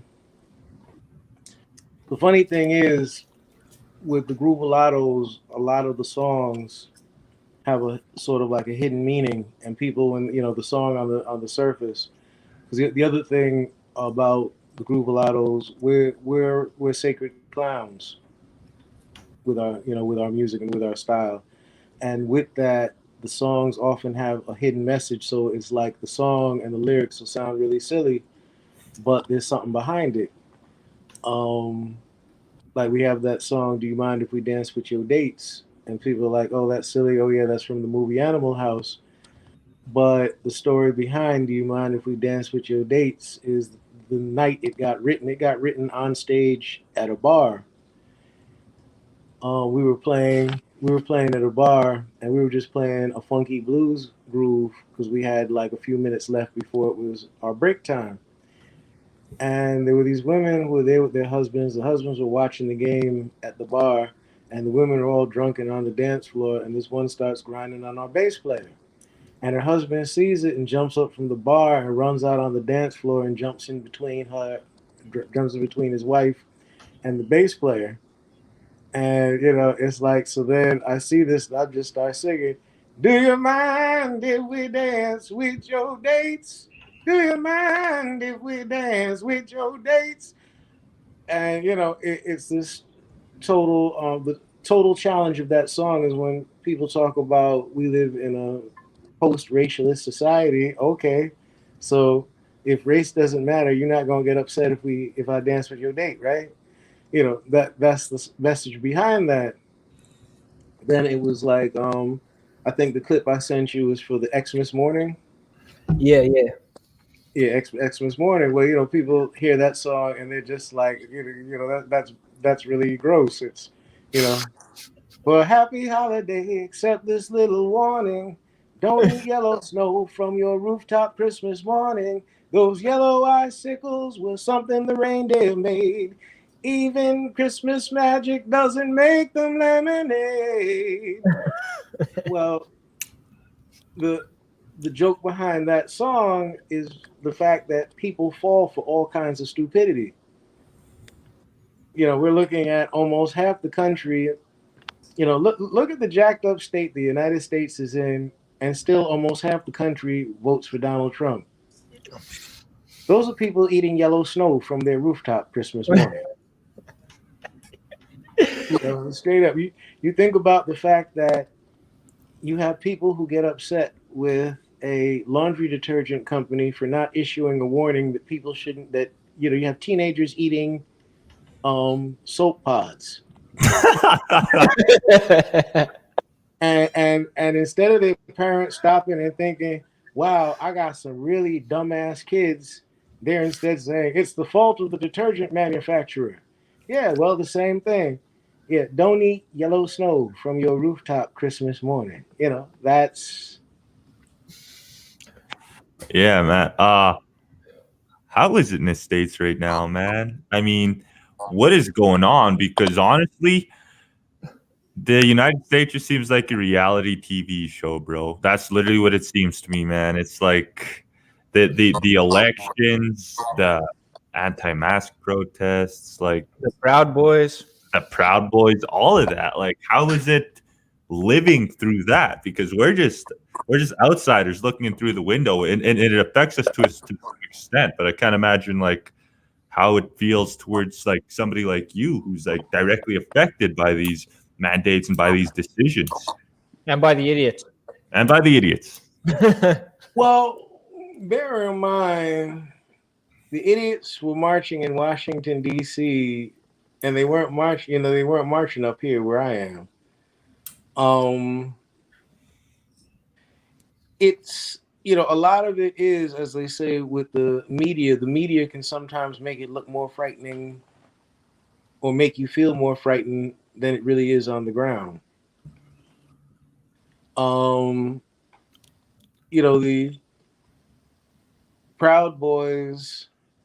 Well, I guess the thing to understand is that people with that mentality have been around all this time. And, these are the same people who've been living around me and living near me all this time.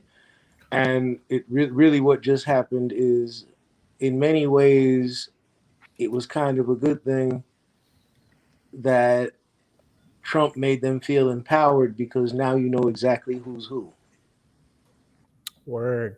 There's no more guesswork to it. You know who that person is. Not now that neighbor 4 doors down who had the Trump Pence sign in their yard. You know what's up with them. You know who they are. Yeah. The idiot who drives up and down town with a Confederate flag on his truck, and didn't do that until 2017. Okay, word. Now you know who that is. You know who this person is. Right. Yeah. what's going on with them. You know what the craziest thing is too is we deal with that up here in the prairies Oh yeah. in Canada. We have people with Trump flags, fuck Oh yeah. Trudeau stickers in the back, Confederate flags in the back of their lifted trucks. Like this is Canada. We deal with this stuff. We feel the exact same thing that you're feeling down there.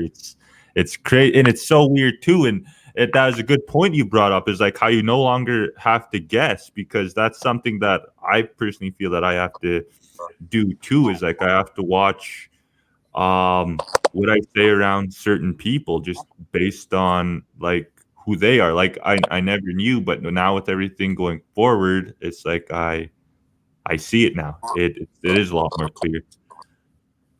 Yeah. And furthermore, I gotta ask a question. Is it like, how would you see somebody voting for, like, when they voted Trump Pence? Like, I've seen some people be like, oh man, okay, they voted for Trump and Pence, but they're not racist. They just have some different ideologies, or something is a bit amiss there. Would you say somebody is able to vote for Donald Trump and not be a racist, or at least not blind to racism? Ha.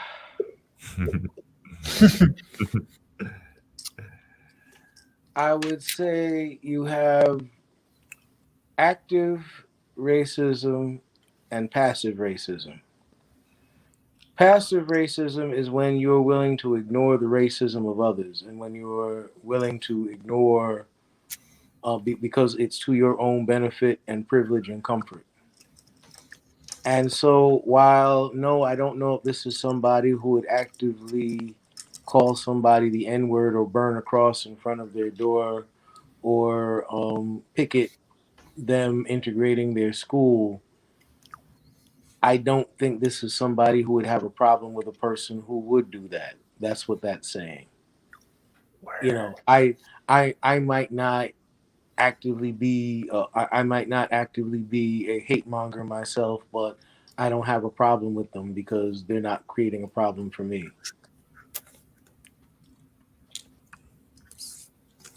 No, I get that for sure.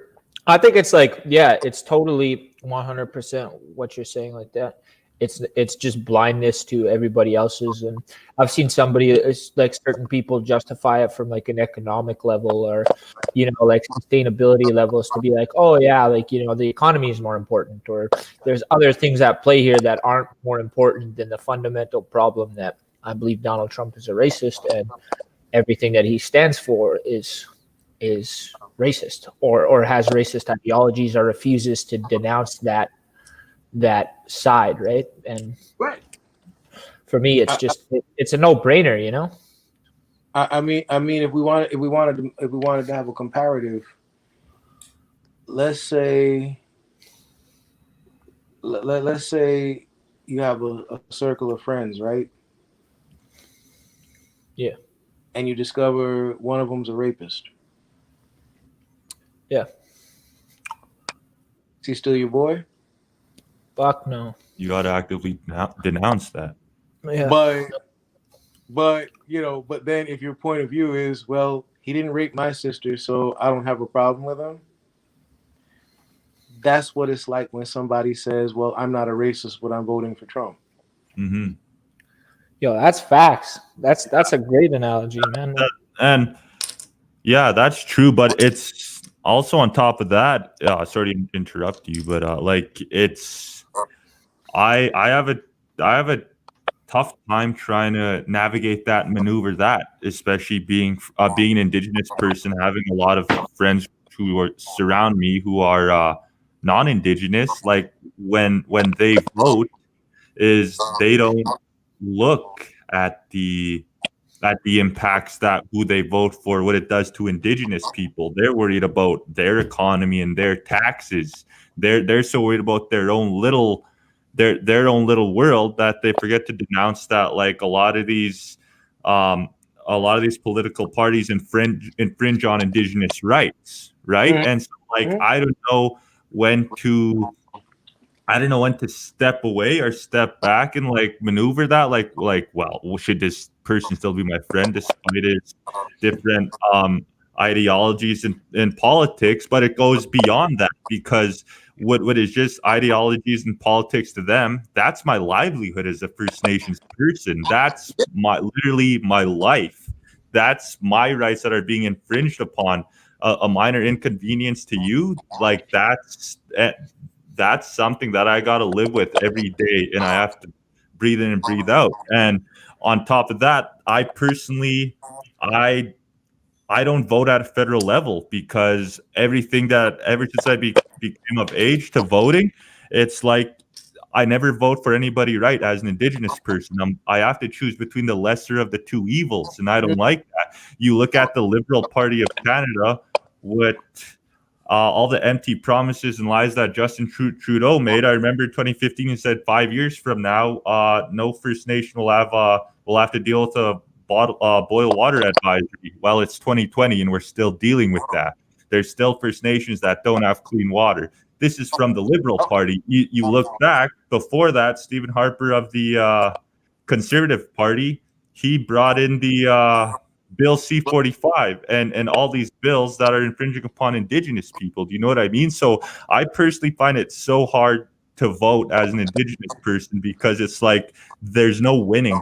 There's no winning, and I think that's because there's not a lot of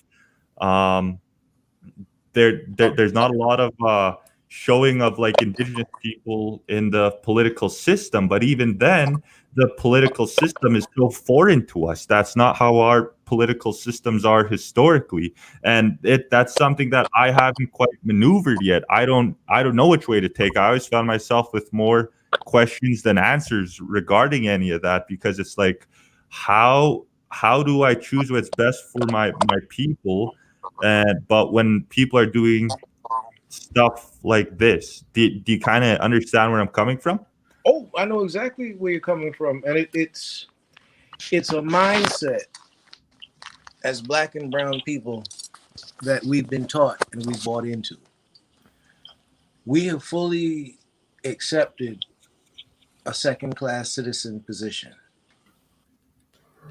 And by accepting a second-class citizen position, we look to the benevolence of these parties and of these elected officials instead of going to them. I think if you ever get a chance, go on YouTube. There's a speech by Malcolm X called "The Bullet or the Ballot." Pushing that up right now. And in it, he's talking about the power of the vote.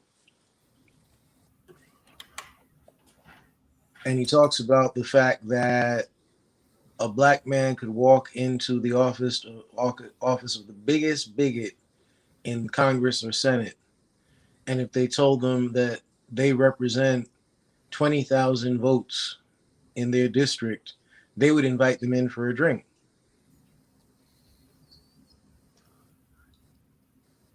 And what it comes down to is, it's true.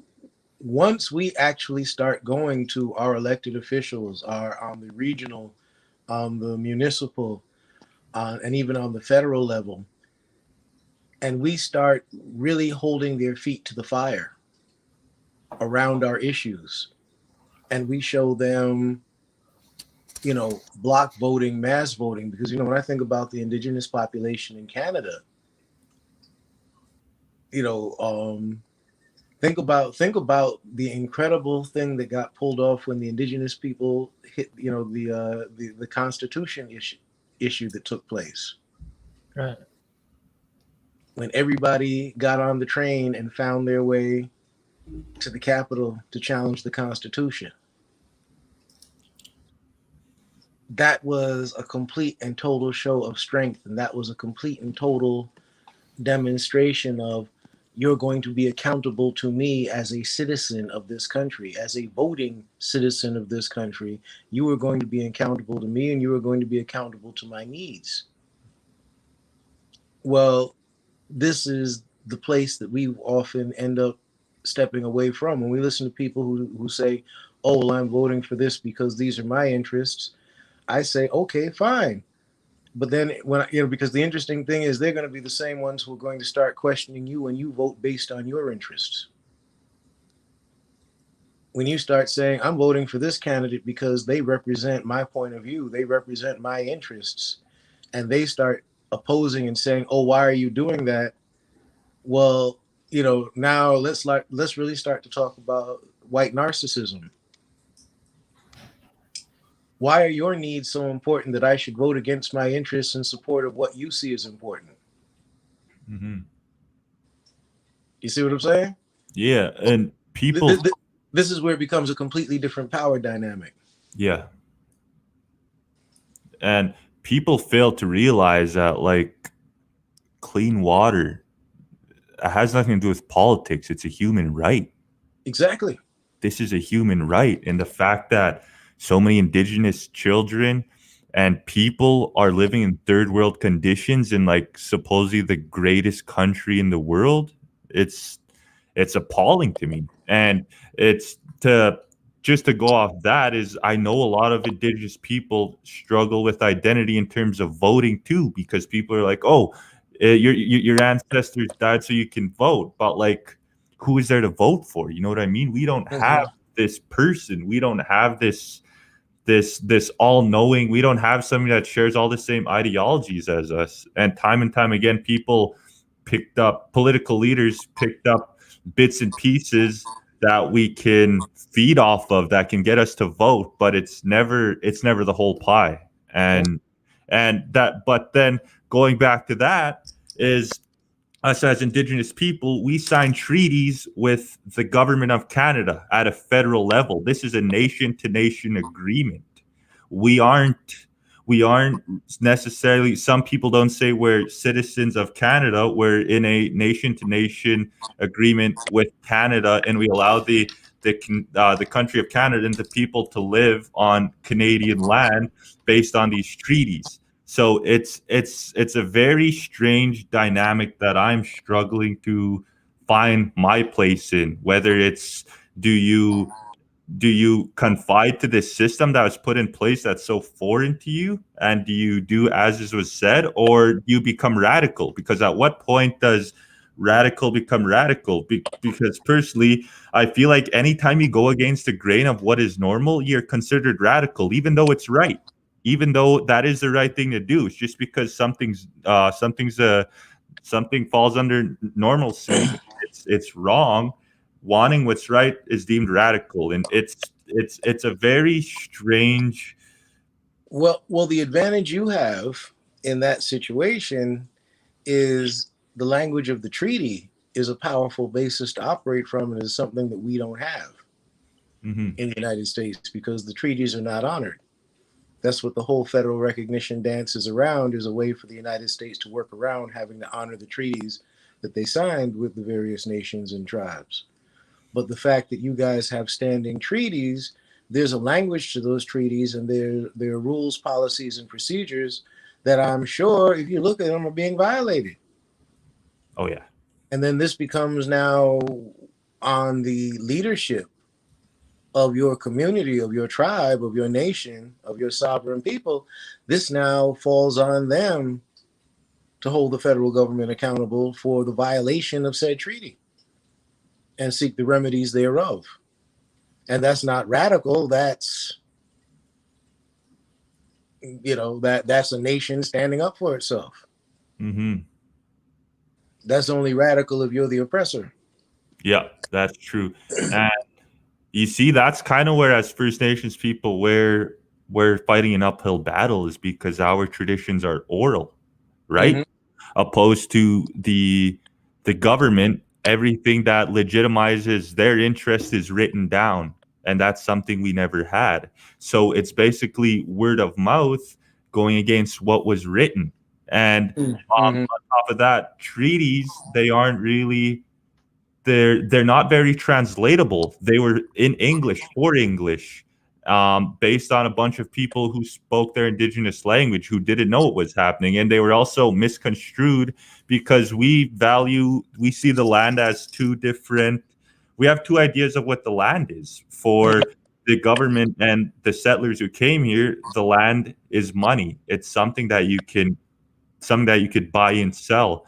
As indigenous people, it's who we are. It's our identity. If you get rid of the land, you get rid of the indigenous person, right? And that's the thing that we're struggling with in treaties. And on top of that is, let's take for example $5.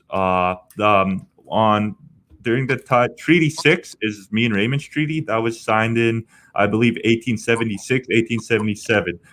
Everything that they wrote in there is like it was written at the time. It seemed okay at the time, but the biggest issue we have is, does the treaty go with the time?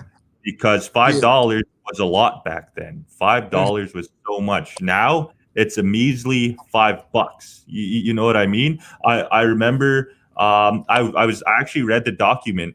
We were promised like cows, oxes to help us pull farm equipment. Well, what's transferable to oxes in today's era? Is it tractors? But then again, is the treaty even transferable from time to time? Like, do you understand what I mean? It's like where we're fighting this uphill battle constantly. And at the time, I'm always filled with more questions than answers, like always. Oh yeah. Oh yeah. It's where I see the tables able to slightly turn is that now that we're at a point of digital communication, oral regains relevance because it's recordable and more accurately recordable now than written. Mm-hmm. So the elements and interpretations of the treaty and the documentation thereof, this is where the challenge comes about because of the fact that the oral tradition that's been passed down now can be recorded. And even though it's a current recording, it's still part of the tradition and it's still part of the verbiage that went from generation to generation. Yeah. Because the interesting thing with Europeans is that oral tradition, when it serves their needs and their purposes, suddenly becomes completely legitimate. Case in point, the original Plymouth Rock that tourists always visit was based on what somebody's uncles, aunts, grandmothers, grandfathers said was the rock that they stepped on when, the Mayflower landed.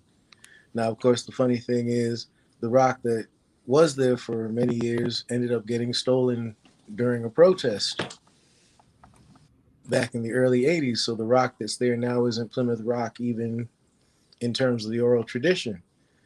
But Plymouth Rock itself is based on very, very flimsy hearsay oral tradition. Mm-hmm. Many points that become part of American lore and folklore are really just sort of like hearsay oral tradition, and some were like made up.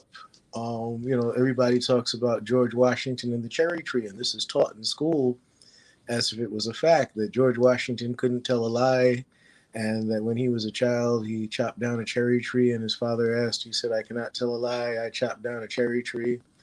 And you find out, no, this was actually just some bullshit that was made up to sort of like certify how honest he was to be president of the United States, and so oral tradition suddenly becomes when it serves their needs, it suddenly becomes very, very, very important in the foundation. But for some reason, when it's a people of oral tradition, now all of a sudden, oh no, we need documentation. Again, this is just more part and parcel of the distraction factor. Mm-hmm.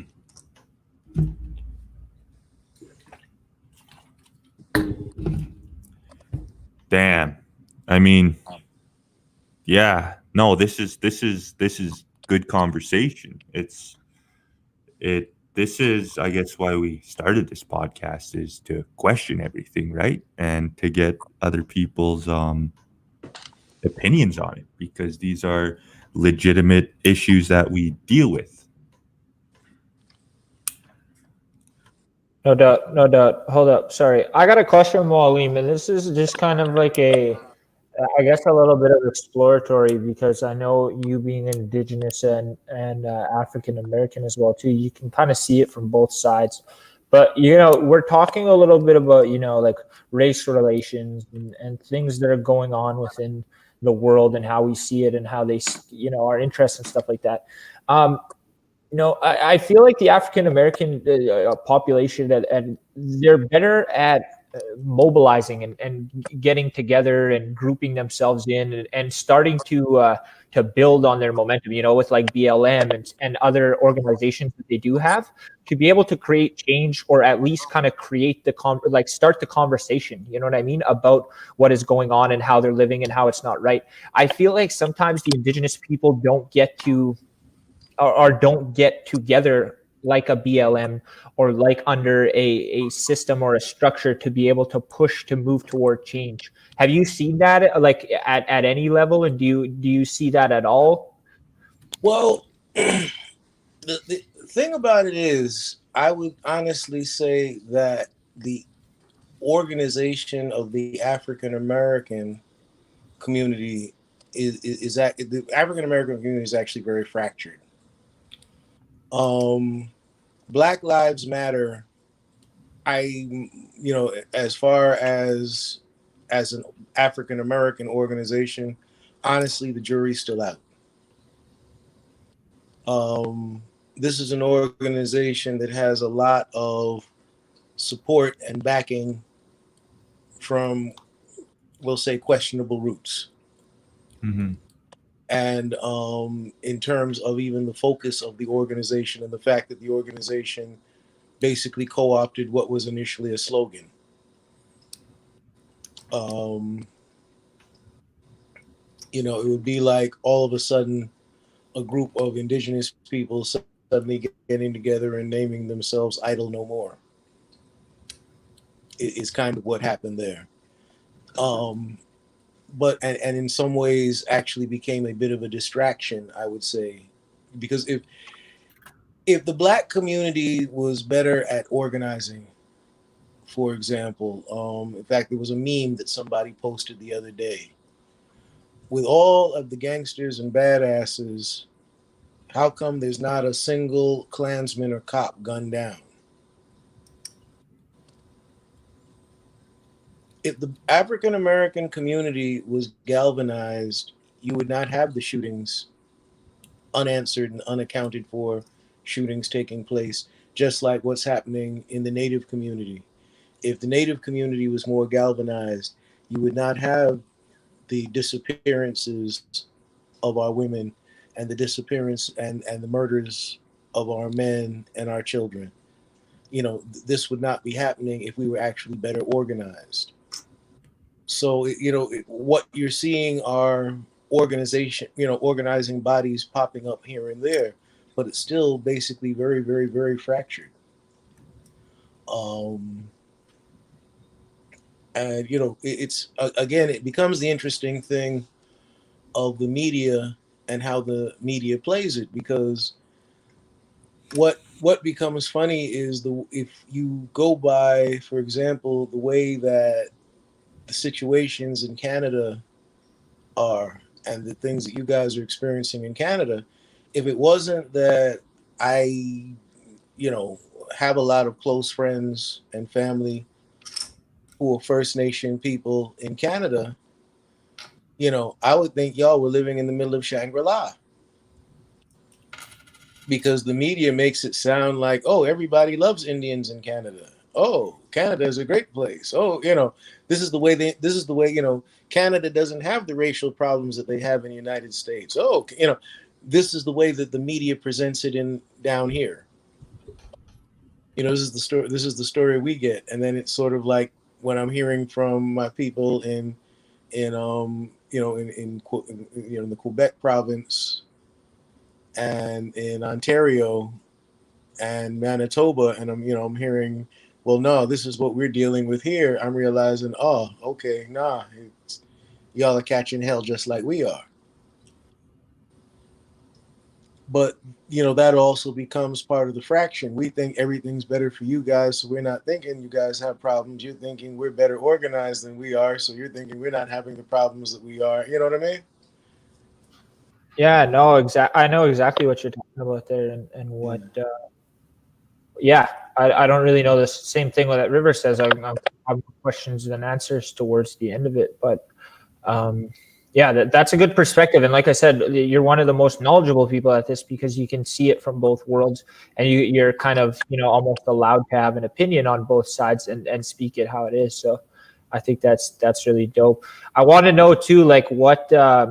So, for instance, what's the answer to that? Is it us kind of getting together under a bigger, stronger, front and working together as like BIPOC and things of that nature, and kind of just doing away with anything to do with colonial thinking and stuff like that? Is that where you see the direction that needs to go? Yeah. Or It becomes the network. It becomes the way that the three of us are sitting and having this conversation. It becomes the expansion on that. The three of us had a conversation, and then let's say the three of us keep having this conversation. 2 other people join in, 5 other people join in. Pretty soon, this conversation and the ideas that we begin to circulate in this conversation and the influence that we begin to have on each other in this conversation, that begins to spread. That's where the true power and the energy comes from. When you consider the fact that a little funny notion that people don't stop and think about, one element that both the United States government and the Canadian government have in common is that both governments were formed in bars. really? I didn't know that. Me neither. What the hell? The foundation conversation of both governments were in taverns. Damn. I remember, I think reading that was it George Washington? I don't know who was in power at the time, but somebody from I believe the American government took, I guess, the skeletons of the Iroquois Confederacy's system, I believe, and that's what they founded the U.S. on. Do you know anything about that? Am I correct about that? The Skull and Bones Society. That's a secret society at Yale, and there are many members of, you should say, the foundation of the United States who came through the Skull and Bones, just like they came through the societies at Harvard. And yeah, the skulls of several of our chiefs were on display in the secret crypts, apparently, of the Skull and Bone Society. Damn. Sort of like museum exhibits of victory, in a manner of speaking. Right. Damn, I never knew that. That's a great question to ask too, River. Man, there's so much here. Like we could do this for like a whole day, man. I want to pick your brain some more, no doubt. Oh, what happened? I'm guessing his phone died. What do you think?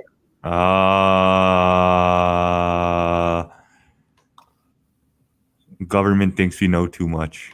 Yeah, no, the government totally cut him off, bro. He's too knowledgeable. This was too strong of a conversation, no doubt. We're gonna see if we can get him back, ladies and gentlemen, and we'll kind of maybe give him the floor for a few minutes and let him do his finisher. I'll text real quick and just see if what happened. And we definitely have to have him on again, bro. Like it's very weird navigating this, but like I feel like we could have some very, very good conversation and very important learning points with this gentleman, with this individual, and even just like talk about like anything we've been talking about. We definitely have to have him on again in the future. Man, I think it would be dope to have him as come in and be like a guest host on one of these on another episode too, and we have somebody, because the amount of questions and like knowledge that guy could bring out in a question, you know what I'm saying? Like he would know the proper questions to be able to ask somebody of a higher level academia, or like from that area of study, to be able to pull out and give us some good questions. I hope he's up for it, man. I just texted him again, but we'll see what happens. Maybe you got another call or something. But yeah, maybe the FBI spying too, bro. Yeah, bro, maybe. And yeah, like he definitely brings like a good perspective on stuff that we're not even aware of, right? It's like we don't even know about some of this stuff, and he's just already answering, and and he even answers questions that we were going to ask and we don't even have to ask. Yeah, no doubt. Super knowledgeable. Yes, Mwalim has against us. What's up? Nothing. I gotta use the washroom. All right, bro. You go pee. I'll entertain the people here real quick. I bet. All right, got you. You guys very fast. What's up, everybody? So our guest host, our guest, his phone might have just died, or he's got some technical difficulties going on. River's in the bathroom, man. We're I knew he was native when he was late. Yeah, that's our fault, man. Honest to God, it is our fault. The Massachusetts time difference between ours is a lot harder to figure out. So I apologize for the time that we started a little bit over and we didn't get him in on time. But yeah, hopefully we got somebody. Hopefully he's coming back in, and then we can close it out.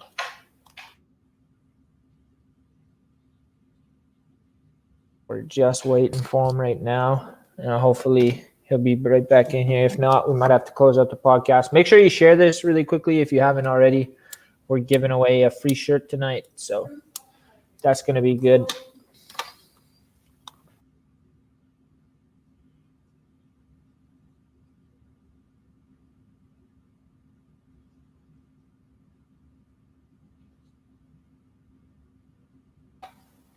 Yeah, we're still waiting on him, ladies and gentlemen. Hopefully he just experienced some little technical difficulties, and if not, then we might have to close it down for the night and bring him back on again.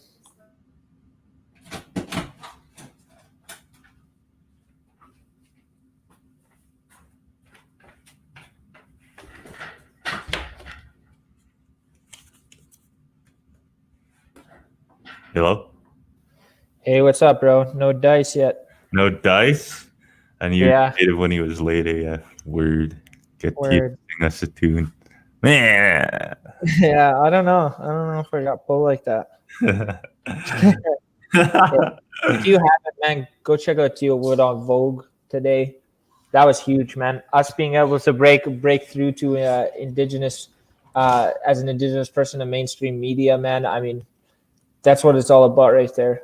And for her to be able to lead us, I am super, super proud of her, man. And I mean, she just keeps getting better and better. So, yeah, I don't know. That was hella dope to see this morning, man. I woke up and super excited. I think I was more excited than she was. Hey, bro. That's dope, man. CNN was taking in on this podcast, so Trump shut it down. No, they shut Mwalim down. What the hell? Mwalim, bro, I hope you're okay. I hope the Secret Services didn't come knocking on your door mid-podcast or something, bro. That's spooky. But, man, like with everything, bro, nothing's out of the question anymore, bro. Like the government legitimizing that they were UFOs earlier this year and nobody batted an eye because we're dealing with everything else, bro. Like there's so many stories of like people coming out that are, and like so many things that were deemed supernatural before, like coming to life, and like this is a reality, man. Like aliens are among us, UFOs are among us, and like nothing seems out of the question anymore, man. It's like what next, bro? You know what I mean? Like I don't know. I don't know, man. I hate thinking like that because hold up 1 second. I might be able to get this done. Get what then? The little request about somebody coming to sing. We'll see. We'll see. We'll see. I don't like to make promises that I can't keep. So stay tuned for that, man. Hey, my mom hit the hashtag in here. Hashtag bring Ash home, man. If you check the hashtags out on Facebook, man, Ashley Morin has been missing for just over 2 years. Her case remains unsolved. It is under suspicious circumstances. So please, if you have any information on the disappearance of Ashley Morin, contact local authorities. Contact my mother. There can be a contact form. Krista Fox, she's the family spokesperson for Ashley's family. Make sure you go in. You know, I couldn't imagine what it's like to have my family missing for over 2 years, and there might be some people out there with some information that can help bring her home, man. I don't think they're asking for too much. They just want her home. They want some peace, and I believe that if you have any information, man, give them that peace. You know, give them that peace, and let them have their family back. So that's my message tonight. I bet he whistled that night and Juju got him and cut his connection. Yeah. That could be it too. That was a good message, bro. It's powerful. It's powerful, and especially as Indigenous men, we have to go towards preventing those type of mindset and stuff like that. To prevent that, we can act as if we can do reactive measures. We have to do preventative measures, especially as Indigenous men. That's the number one important thing. But you look really excited looking back, bro. What's going on? Oh, I'm working on something. Hold up. We'll see if I can get it done, man. See you. All right, hold up. Tia Wood, you want to come on and sing a song for us? Hey, there we go, ladies and gentlemen. I got her. Hold up, 1 second. Give me a sec. I'm gonna give her the stage here. Hold up. We'll take the. That's all right. That's all right. You were just on Vogue, ladies and gentlemen, boys and girls, people of all ages. Man, Miss Tia Wood's gonna come sing us a quick song before we part. Yeah, I'm gonna get out the way because y'all don't want to hear me no more. Peace. Hi, everybody. I look real remarks right now. Yeah, I don't know. I wasn't expecting to come on, so I'm sorry. I'm kind of unprepared, but I'll sing y'all a quick song. What kind of song? What kind of song you want to sing? I don't know. What do you think? Like a Ram song? Or like maybe one of your dad's songs. I always think those are pretty. Like which one? You pick. Okay. Okay. I'll sing a song that's composed by my dad. Matuta pekwan te mageno enan putat makawenan you machewe ho keksena pewasani hey Matuta pekwan te makeno enan putat makawenan umachewe ho keksena pewasani hey Matuta pekwan te makeno enan putat makawenan umachewe ho keksena pewasani hey Okay, bye. Yo, that was dope. Thank you so much. Hey. Well, you just got healed real quick. That's crazy. I mean, everyone I think knows her, but if you don't know, that's Miss Tia Wood, man. She was just on the cover of Vogue, or got featured on Vogue magazine, man. She's doing such a good job at representing us as Indigenous people, man, and I'm so proud of her. everything that she's doing, her voice, man, just the messages that she carries. She's a very amazing person, and she's kind of pretty too. Not really pretty. No, and most importantly is she means well, man. She's authentic. She's genuine. She doesn't be anything that she's not, bro. And that's the thing that I admire most about Tia, just how genuine she is. And yeah, she's definitely doing a great job at representing us as Indigenous people. No doubt, man. I'm gonna check my phone, man. If Mwalim hasn't hit me back up, we're gonna have to say bye for him. Yeah, he hasn't. Look at that. Thank you so much, Tia. That that means the world to me. I'm gonna clean up the whole house now. Nah, just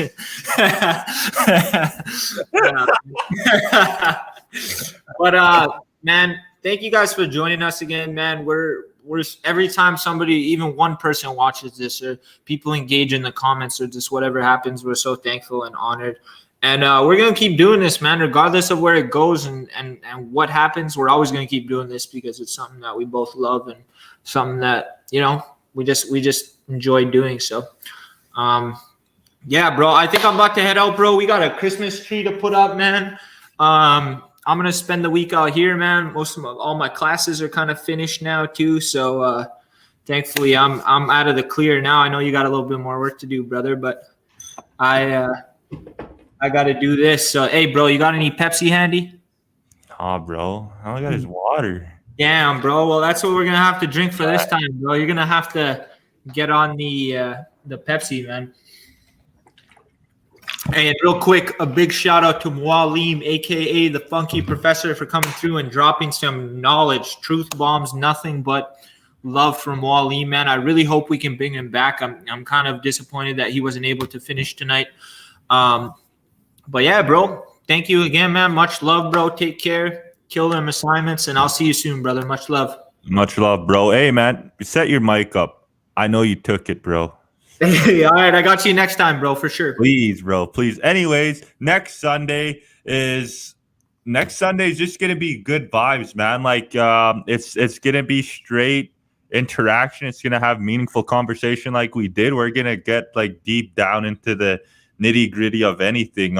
There's gonna be quite a bit of hosts. There's gonna be like maybe 6 of us here, but like 4 of us, 5 of us are gonna be sharing one screen. So it's gonna be a good time. Make sure you guys tune in next Sunday. It's the Christmas family episode, man. It's just that's all it's gonna be about.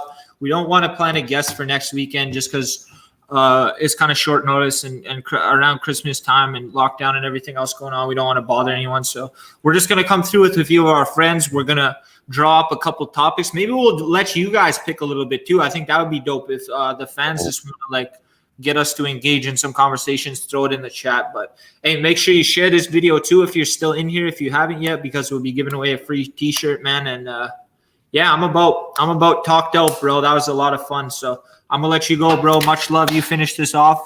Peace, bro. Hey, what up, everybody? This is Foxing Around Live.